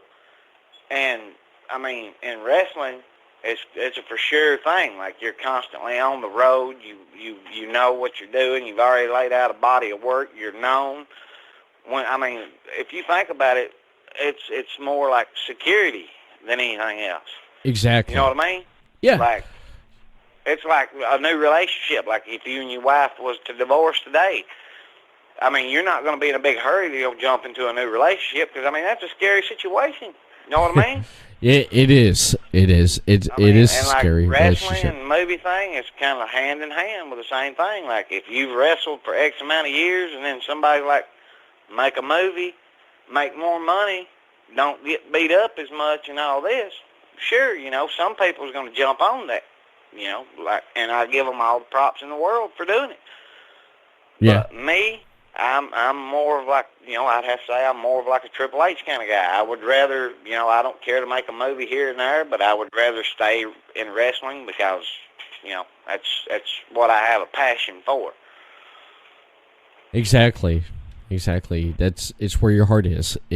It's right there with the business. That's where your heart is. I feel bad.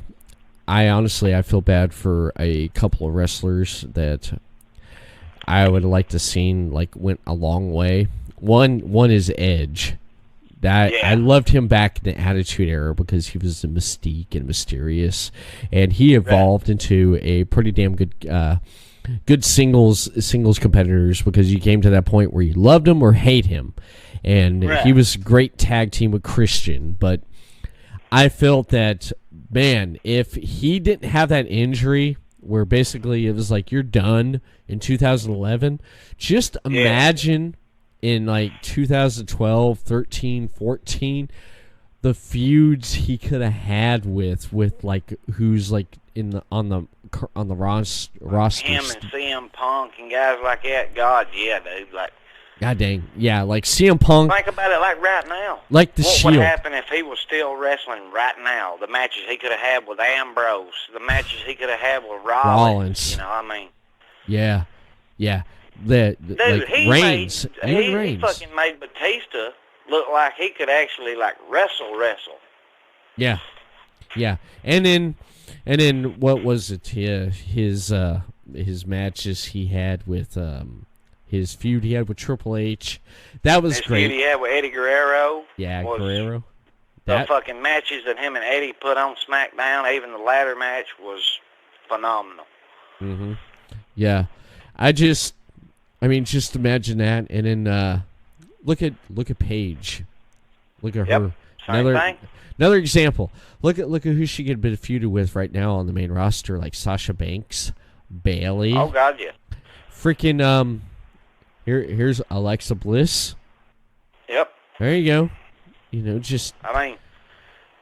There's so many like good talent on WWE right now that's being wasted just because they have so many. I mean, anybody who's anybody from the Indies back when I was coming up and everything, and I mean it's a who's who right now that's in WWE, and half those guys you just see them sporadically, and like EC3. Yeah, exactly. He carved out a body of work in TNA that was outstanding, and he went from being a job guy in WWE to TNA to being the main event, goes back to NXT and does great things, and then when they bring him to the main roster, what do? They put a fucking solo cup in his hand and got him running around chasing R-Truth. Yeah. I mean, they've got so many guys that they can't do anything with everybody. Exactly. What do you think about that 24/7 title? Because at first, I'll tell you how I feel about that. At first, I said to myself, this is almost like the hardcore title, but without the hardcore.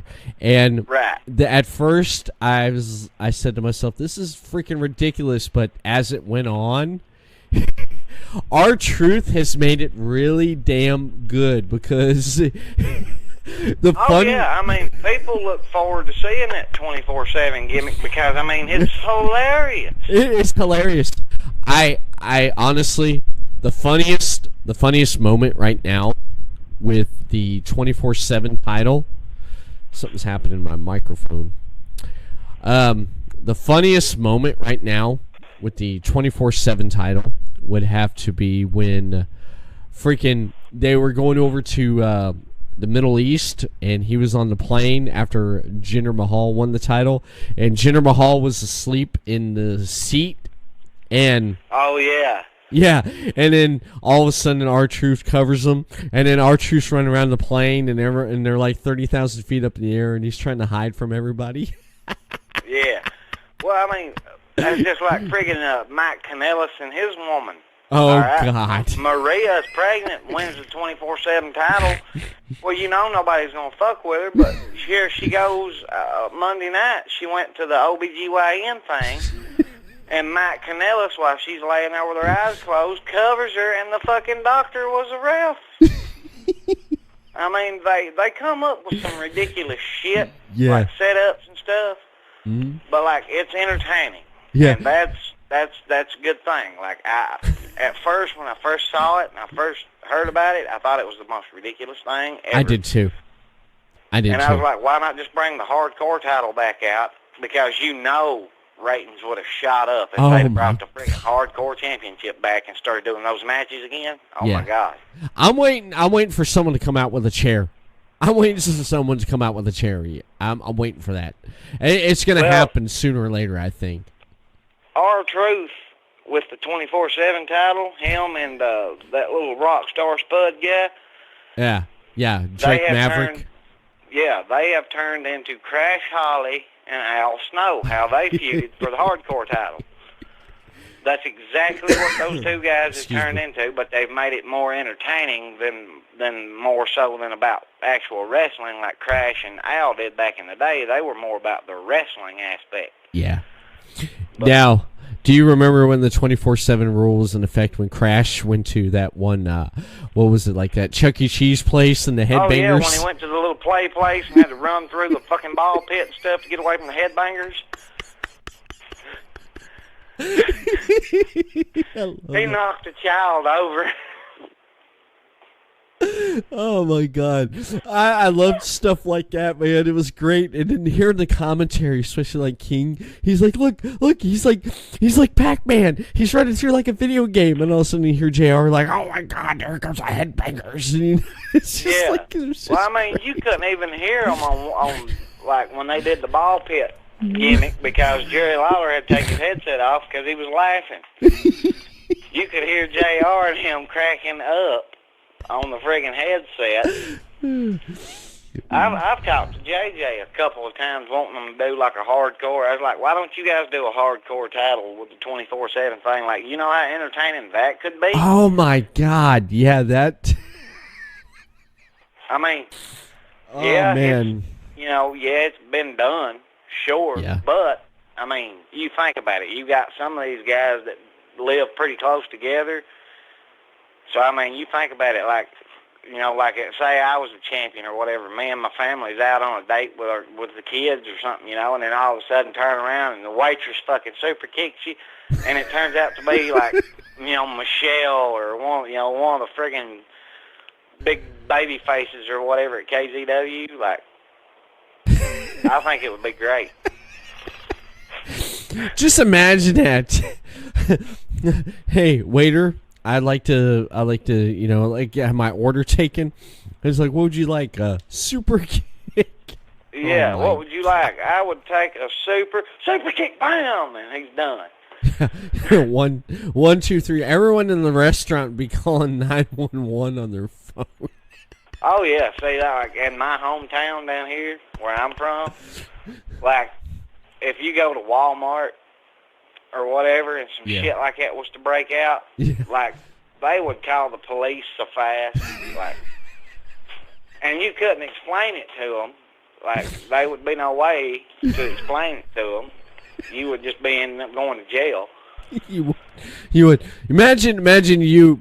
Let's say you and cousin Frank are in the middle of Walmart. There, you're over in the men's section. You're sitting there with a referee. Yeah, I'm sitting there just like, chilling, waiting on Frank to come around the corner, and all of a sudden, throw a back on him or something, and pin his ass and shit. Like, people would lose their fucking minds.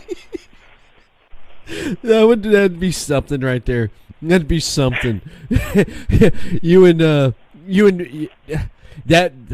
like BW Anderson, would be fighting over who'd get the title. Yeah. It would bring the worst or the best out of you. It would. Right. And like I said, on that same scenario, flip that to Kaylin. If I won something like that, like me and her's always training and shit anyway, like she could catch me asleep or something, in the middle of the day during a nap. All she have to do is turn the damn camera on, and have a referee, come here to the house, as long as it's a licensed official ref. She could just lay on top of me, and I just, and unconscious thinking would be like, well, she's just hugging up to me, and the next thing I know, she took the fucking belt from me. Just like Maria, man. That would be crazy. That would be crazy to actually see KZW pull something off like that. I think it would be great, man. It would be great. It'd be great entertainment and stuff and everything. I definitely think it would be freaking great. But who the hell would get the title? And then you're having a match and stuff. What I like about the 24/7 title was just how R-Truth has basically just. He's lost it.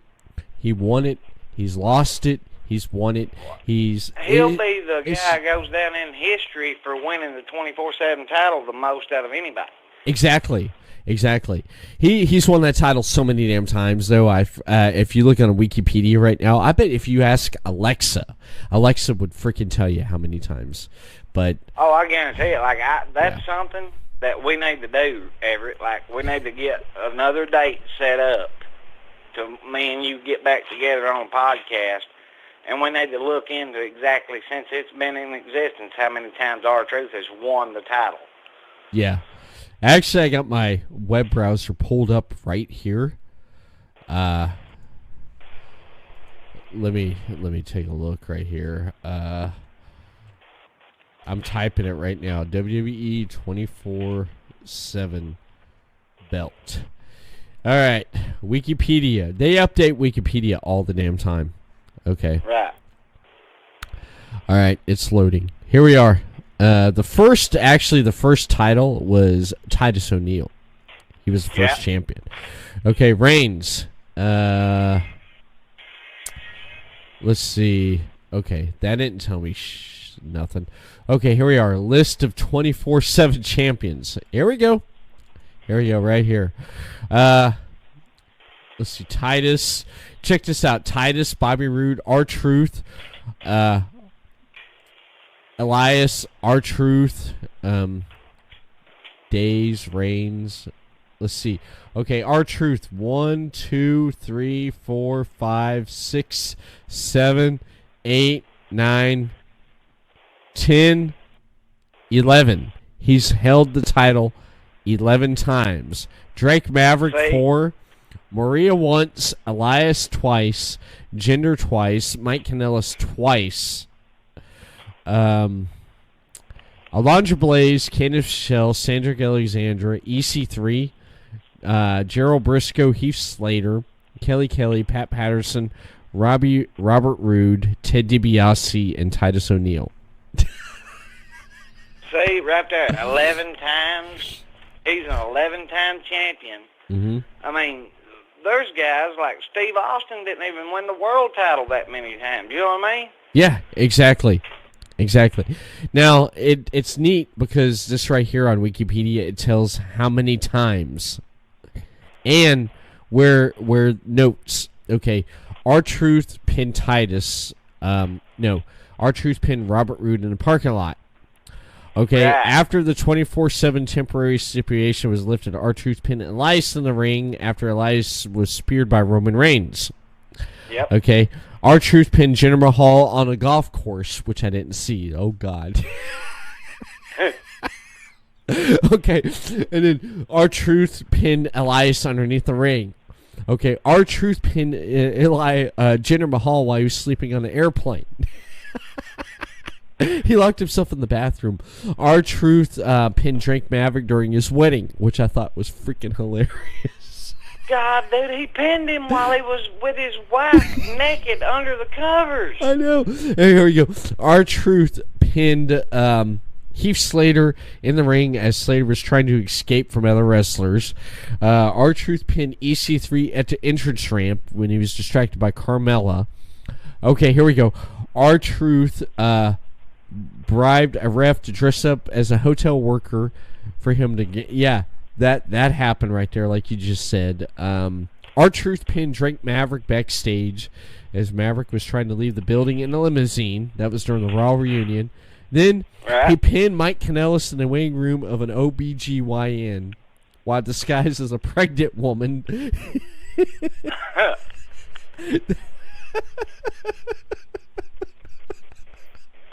You see, though, what I'm talking about? Like,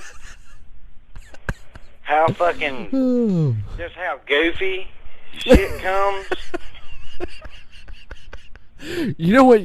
Okay, check this out.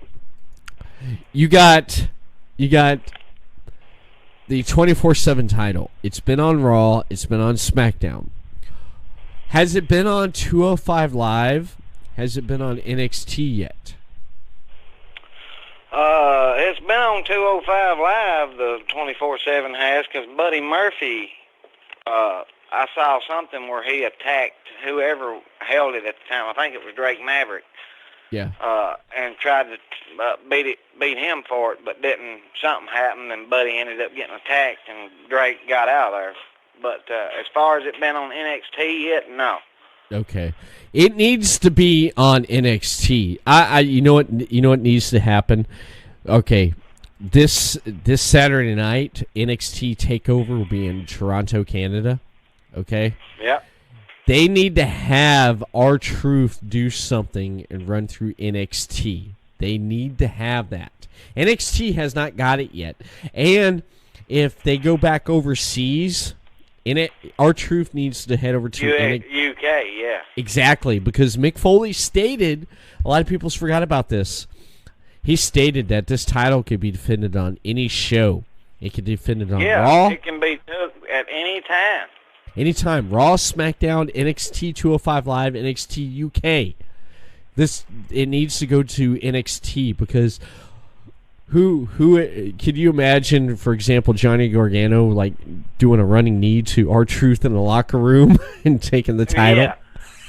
Well, I mean, you think about it, like R-Truth could just be doing his deal like he used to do back in the day, like cutting a promo, and they'd be like, "Why are you here? This is TakeOver." And he'd be like, "Oh, my bad." And when he sets the mic down and turns around, boom, he gets killed out by fucking Gargano or Adam Cole. Bobby Fish or somebody, Yeah. or Roderick Strong and gets it took, and then boom, they go to UK all the time. So then when they would go up there, you'd have somebody like Pete Dunne take it from them, and shit. Like, Yeah. that belt will probably get filtered through every promotion that they have under the WWE brand. Yeah, that would be funny. Would that not actually seem like like Adam Cole or Velveteen Dream or Pete Dunne taking him out, or just someone like that just taking him out, showing up at NXT. But here's the funny thing: you ever notice how he calls the 24/7? He calls it his 247 European Championship. Yeah. He'll end up in NXT. They're like, R-Truth, what are you doing here? He's like, I'm here at Survivor Series trying to get away, trying to survive. Yeah. Oh shit! Be like, I'm just looking for Jimmy. Where little Jimmy at? Somebody actually be named Jimmy would stand up at that point in time. They would. They would. He's at Survivor Series trying to survive. He's like, this is Survivor Series. I'm going to survive because I got my 247 European Championship. It is like, no, R-Truth, you're in NXT. I'm aware. I'm an OBG. It is like, no, NXT. You're at TakeOver. No one taking my title. Like he showed up at the Royal Rumble. Remember when he showed up at the Royal Rumble that one year? He came out there and he grabs the ladder and pulls it out underneath the ring and puts it in the ring and climbs up the top of the ladder. And everyone stops what the hell they're doing. And they're looking at him like, what are you doing? Everybody didn't know what he was going for. And he was like, the way I took it is he was like, well, it's Money in the Bank, ain't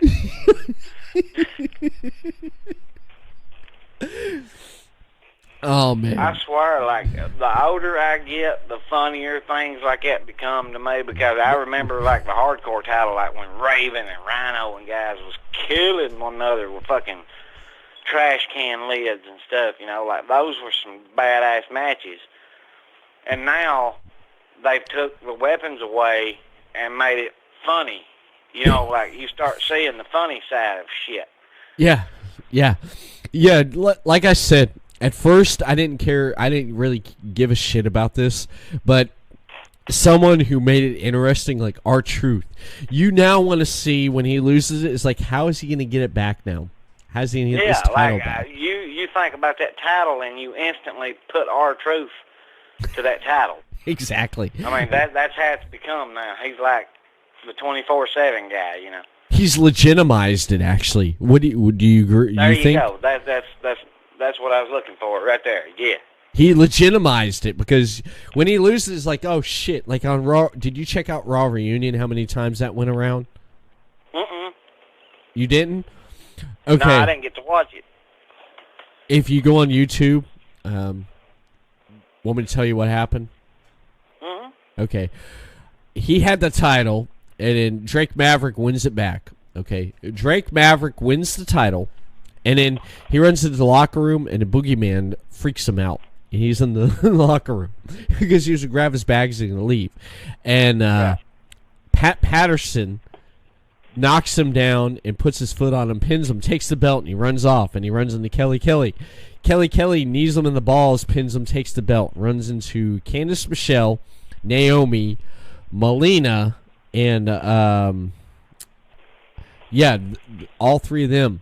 And then Melina says to Kelly Kelly, he's like, yeah, I got my license. And she's like, license for what? And she strips off her outfit, and it's a referee outfit. She's like, for a referee. And then Candice Michelle knocks Kelly Kelly out, takes the title. She's the champion. And she's sitting there celebrating. Alundra Blaze comes up, chokes her ass out. She taps out. So Melina says, ring the bell. And so Alundra Blaze wins the 24/7 title. Then she goes out to the stage and she says, you know what?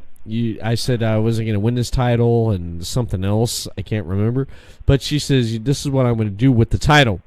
and she pulls out from behind the announcer desk a trash can. And, oh, shit. Yeah, she's about to throw it in there, and then all of a sudden you hear, ha, ha, ha, ha, ha, money, money, money, money, money. DiBiase bought the fucking thing. He bought, like he did Andre, where Andre sold him the belt. He's like, you tell me also you want the belt. And he gives him the belt, you know. He's like, I take $1 million.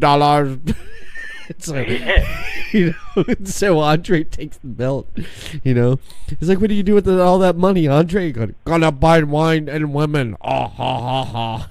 Yeah, beer and bitches. Yeah, beer and bitches. But, yeah, he buys the belt from Alundra.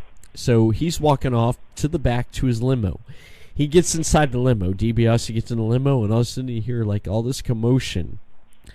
And pops out of the other side of the door from the limo is Drake Maverick.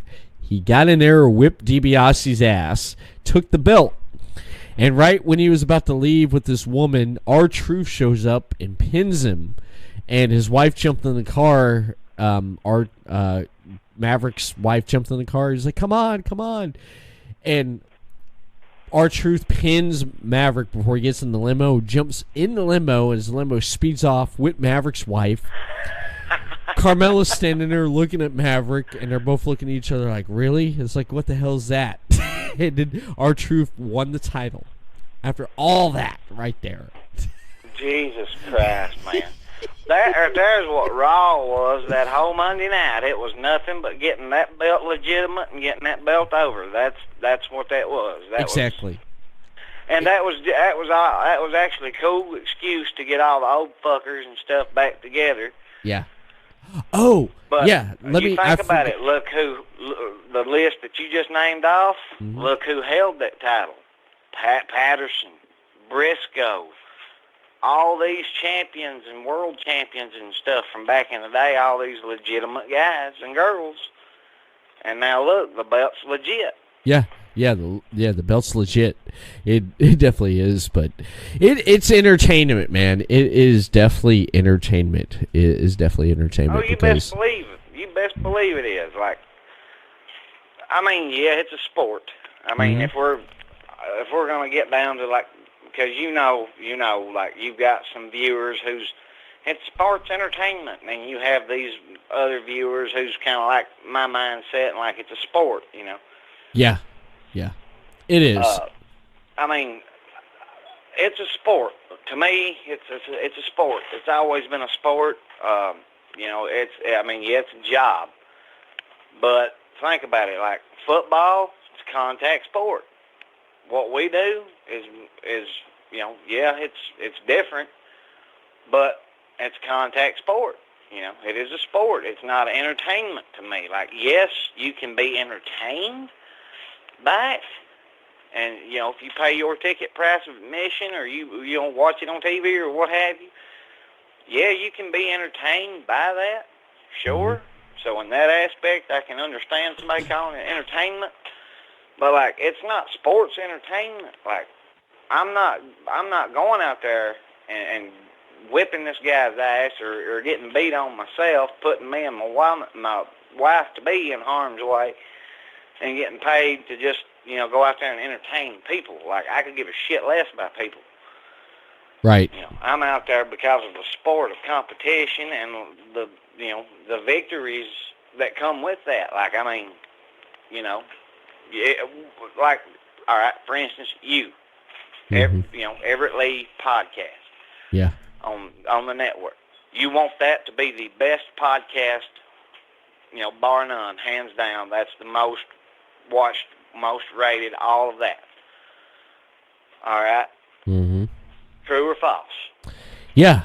I want the Everett Lee show to be the top podcast here on Podcasting Network. And and you have competition. I mean, you may even have a podcast rival. I don't know, but it's, you know, it's the sport of competition. You know, it's the spirit of competition about it. Like, you know, that's the same thing that we do. Like, what we do, we all want to be the best. Just like in the podcast world, you're the best. I mean, far as that is, if you want to go hand in hand with that, it's kind of like you and Russell. you know, kind of have a little feud or whatever, because, you know, his podcast is kind of, you know, pretty popular. Your podcast is fucking up there. I mean, and, you know, and I'm one of the guys who's worked for both. Yeah. You know, it's like WCW and WWE. You know, I've been to both. Exactly. It is like that. Yeah, there's one other network I can think of off the top of my head. I'm not going to name any names, and I'm not going to mention any names or anything, right, because all I can say is that they want to compete, but with the stuff and the aces that we have in our pocket that we have not revealed yet as a network to what we're going to be doing and what we plan on doing in the next 5 years, we're like Marvel. We've already laid out what we're going to do in the next 5 years. Right, you've already laid the game planned out, and all this is just the building blocks from the foundation. Exactly. Me and the other co-owner, Chris Carnage, we already know what we're going to do next 5 years with this company, with the company, everything and stuff. But we do. There is another network out there that's looking at everything that we're doing and trying to figure out what we're doing, but they're not going to. They're not going to, because we're not going to lay our cards out all on the table at once, because eventually you're going to see what's going to be happening with Podcasting Network, but that is going to be for us that we already know, and for our viewers and listeners to know as time comes. We're going to be giving pieces of that puzzle to you. We're going to give those pieces to our viewers and listeners. Who knows? You guys could already be. You guys could be fucking the Bray Wyatt of fucking Podcast City Network and be leaving little hints and clues in each podcast, and people don't even realize it. They'll see eventually. Yeah, they will, because there for a while we didn't even mention anything about the 2-day stream that we had, which turned out really well. We had a few weeks ago. I mean, we threw out some numbers there, you know, like 7. People's like, what the hell's with the number 7? And all of a sudden, 24. What's with the 24? And then 19, you know, each month. And then you saw them all together, and then boom, me and Chris made that announcement on episode 136 of our America edition, what we planned on doing at the end.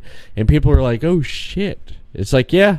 So Friday and Saturday, people tune in to see 8 hours of content and shows from Podcasting Network, because basically we got the ability to do that because we knew where the hell we're going with it. And we put our aces where they were at. We crossed our T's, dotted our I's, and we knew what we were doing. And we want to keep everyone guessing what we're going to be doing next, because you don't know. Because that's why you got to tune in. You guys are like wrestlers. I mean, you know, the promoter and the guy who, you know, actually helps, what we call them bookers, you know, he helps the promoter, you know, like he's the COO. He's kind of like the chief operating officer. All right. They have a general outline and an idea of what they want the show to be and how they want the show to go, but it takes certain people to pull it off. Exactly. Like, all right, in your situation, like podcast guys, they had an idea of what they wanted. They had to get the right guy to fill it, because if they didn't get you, it could have flopped. Exactly. You know, and now that they've got one of the, you know, top hands, you see how it's playing out now. I mean, yeah, we acquired Podcasting Network has acquired about 2 new shows here. Actually, 3. Within this year, we lost 2, we gained 3. We lost 2 shows. I mean, see how that happens? Yeah, because you lost 2, and you might have broke even when you got those 2 back. But look at the end result. You ended up gaining an extra 1. So exactly. And the new shows that's on the network, actually, if you really do think about it, no, actually, we got 4. we got 4. You doubled. Yeah, we doubled because there's the new shows has been added to the network this year. Best Friends podcast show with Heather and Jade. Shout out to gals there, the ladies Podcast City Network. There's Movie Nights podcast with Dylan, or Right. I mean, I'm forgetting. God dang, I don't even know who my host on their shows. I've been having. He's been up a while. People just cut him some slack. Yeah. Yeah. Basically, yeah. Movie Nights podcast, they've taken off their Best Friend Show podcast. The ladies there, they've taken off their Hardcore Heather Owens and Jade. Love those two. I mean, what they do and talk about. And then there's the Squared Circle City show with Indy Mikey. Great guy. He's building his name for himself in there in the wrestling interview in the wrestling world. Like Robin Nelson and David Russell. Robin Nelson, I've been on his podcast before. Yep. And then there's Mark the Shark MMA show. He's a martial artist MMA fighter who interviews upcoming UFC fighters and MMA fighters.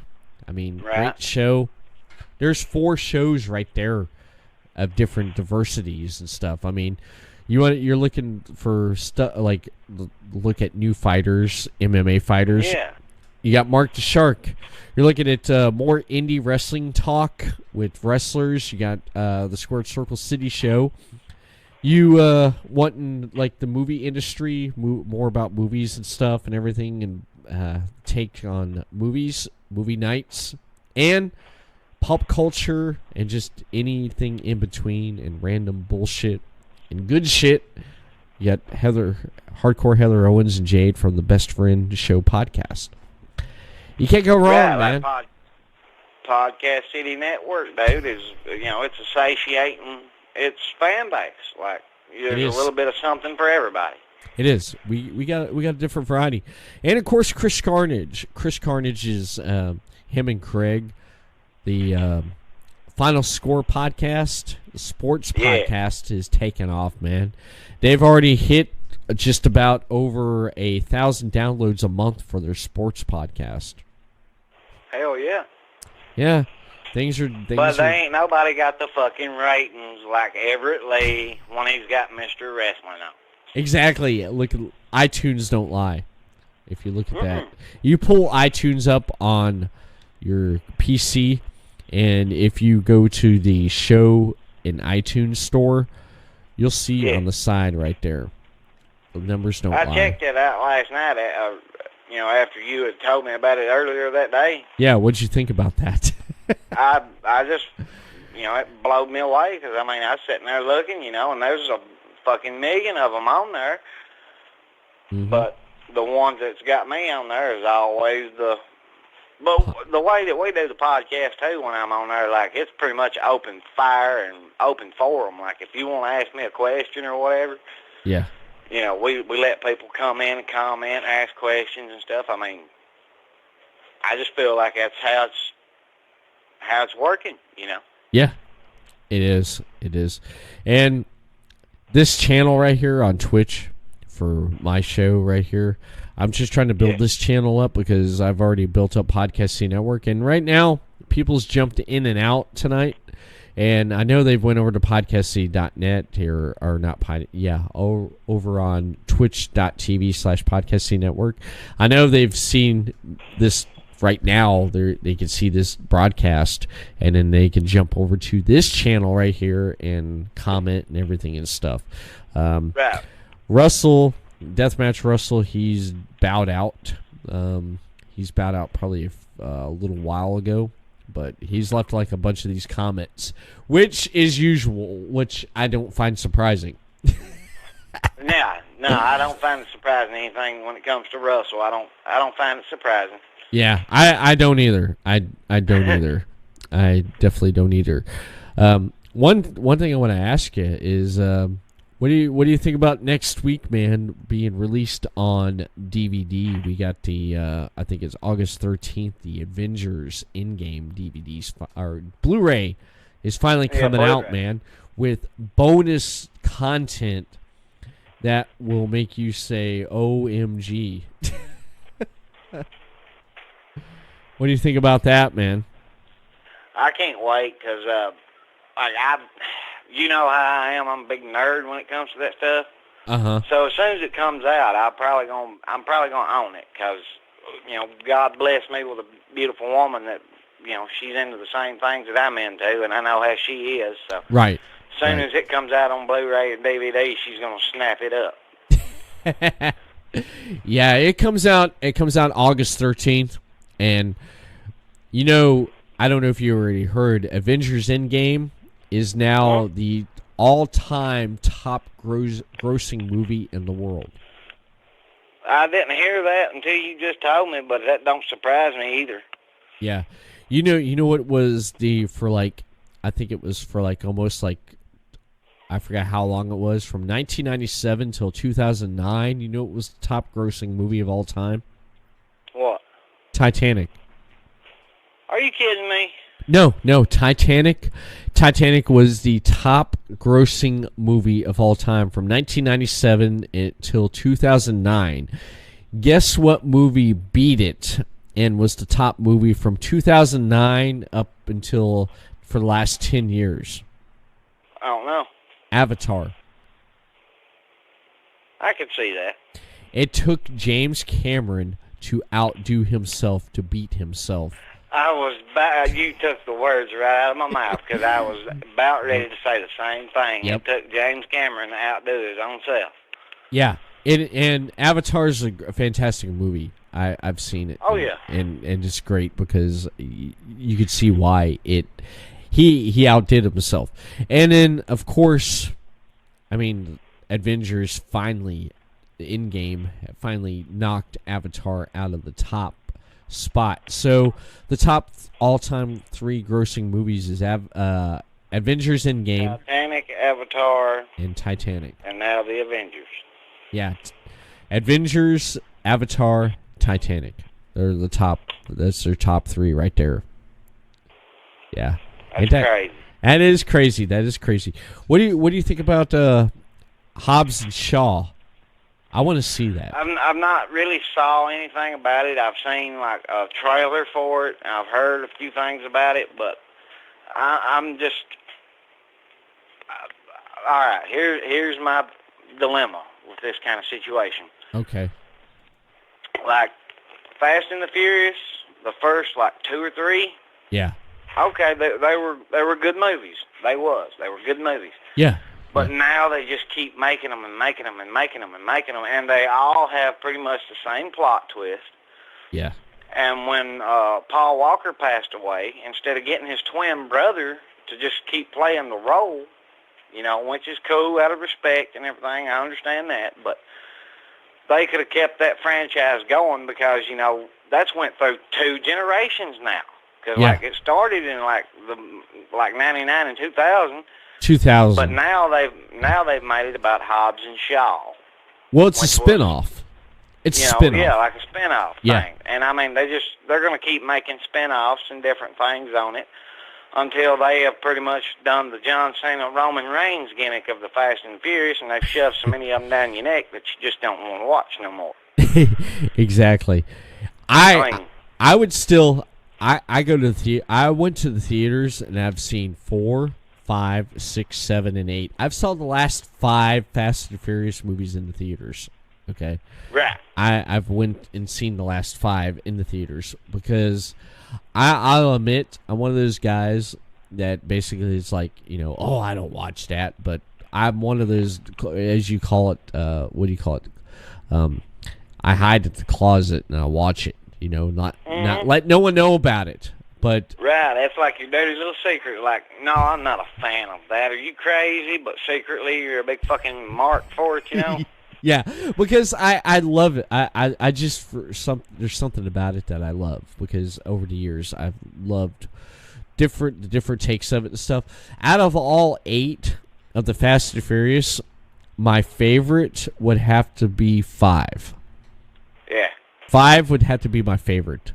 Now, they're making 9 right now, and they got John Cena working on 9. And about the love-hate relationship where Vin Diesel and The Rock with the animosity and stuff.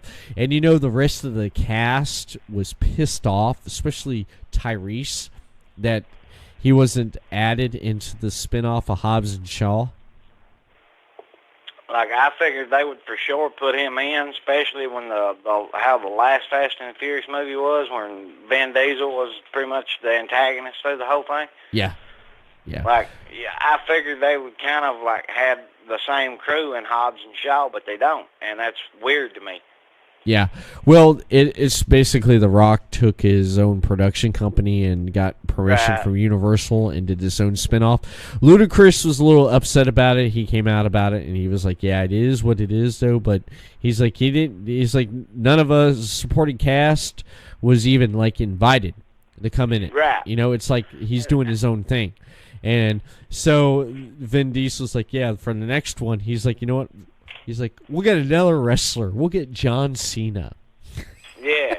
And well, I mean, I'm interested to see what kind of... because they had heat. Yeah. So I'm interested to see what kind of role John Cena's going to play in this one. Apparently, he's going to play some kind of badass. So we'll see. If he gets to play the villain in a movie, I would actually watch that because now I liked him as a bad guy in wrestling. Yeah, Thugonomics. Oh, yeah, God, yeah. Dude, when that Raw reunion thing happened, like, I ain't going to lie, because, like, I hate John Cena. I do. But, like, I marked out a little bit when he come out, like, with a Thugonomics gimmick going again. I was like, this motherfucker is going to turn heel and go back to this shit. I said, I might get behind him this time around, which, didn't happen. But. What would you think about what he did at WrestleMania 35 this year? With Elias. I didn't even pay attention. You did not. I didn't watch it this year. I really didn't. Okay, you got the WWE Network. All right. Do this. Go back to WrestleMania 35 and go to the part where Elias is out there. Okay? Yeah. I forget where it's at, but go to the Elias part. Okay? Watch that and watch what happens afterwards, and then message me, hit me up, and then let me know what you think. That's all I'm saying. I'll do it. That's all I'm saying, because you're going to be like, oh, shit, OMG. It was something that no one thought would have happened and would have saw in a million years, and it happened. So that's all. I'm going to leave it like that right there. I'll check it out. Yeah, you definitely got to check it out. And, wow. This has been great, man. This has been one, I think, as of right now, in this moment, this has been one of my favorite podcasts I've done with any guests so far. I appreciate it. Yeah, it's been great, man. We've talked about a bunch of stuff. We laughed about a bunch of things, talked about different things and stuff. I was going to tell you, I was going to rant to you, as like, you know what I hate the most about going to a convenience store? What's that? Standing behind the person buying every fucking lottery ticket there is. Oh, God, yeah, dude. I hate that shit. Especially, like, this time at night, right now. Yeah. All right? It's almost midnight where I'm at. Yeah. Same and here. Like, if I was to go to the store right now, for any reason, to just like grab a pack of cigarettes or something quick. Right. You're always going to have that one asshole standing there buying like 60 lottery tickets and scratching the fuckers off on the counter. Exactly. Right there, right in front of you. All you need is to buy like something. Like, for example, you need to buy a beer or a pack of cigarettes or a candy bar. Your wife sends you down to the store, give me a candy bar. Or they're going to be sitting right there in front, scratching off all the damn tickets. I get that. I get that, because that would piss me off.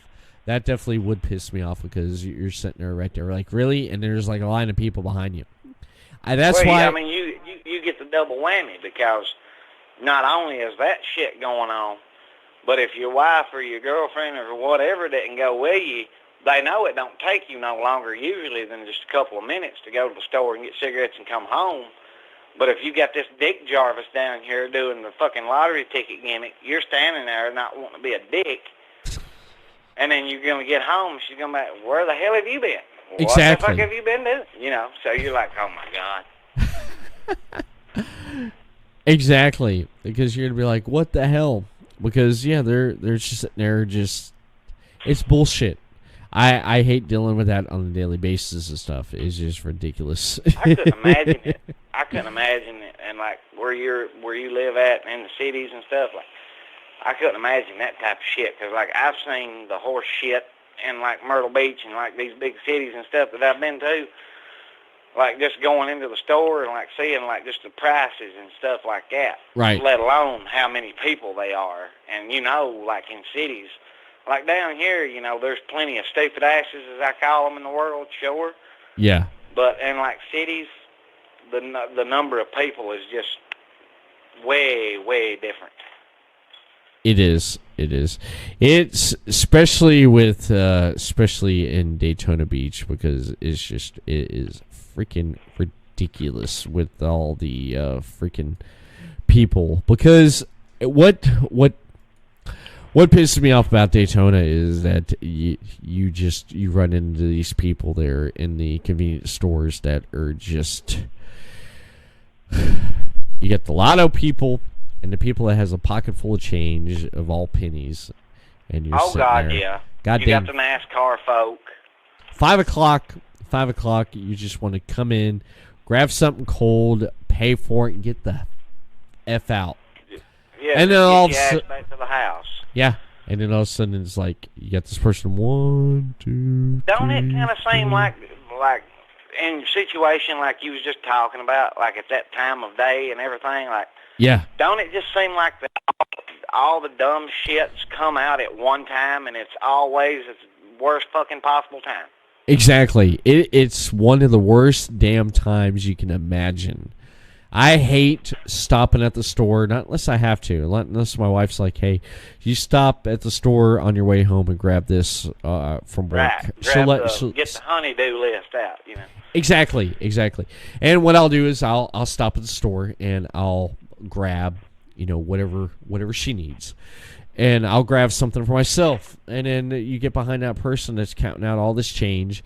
And then you got this person whose card is declining. And then you got this person who can't see punching in the damn freaking PIN number on their card. And then you got this other person who's basically like, I'll take that 25 here. I'll take that 5 here. I'll take the 10 here. And they're taking them and they're like, okay, all right, I got this ticket right here. See if I'm a winner. Here, I got all these. I got like a clip, about 6 things. Am I a winner?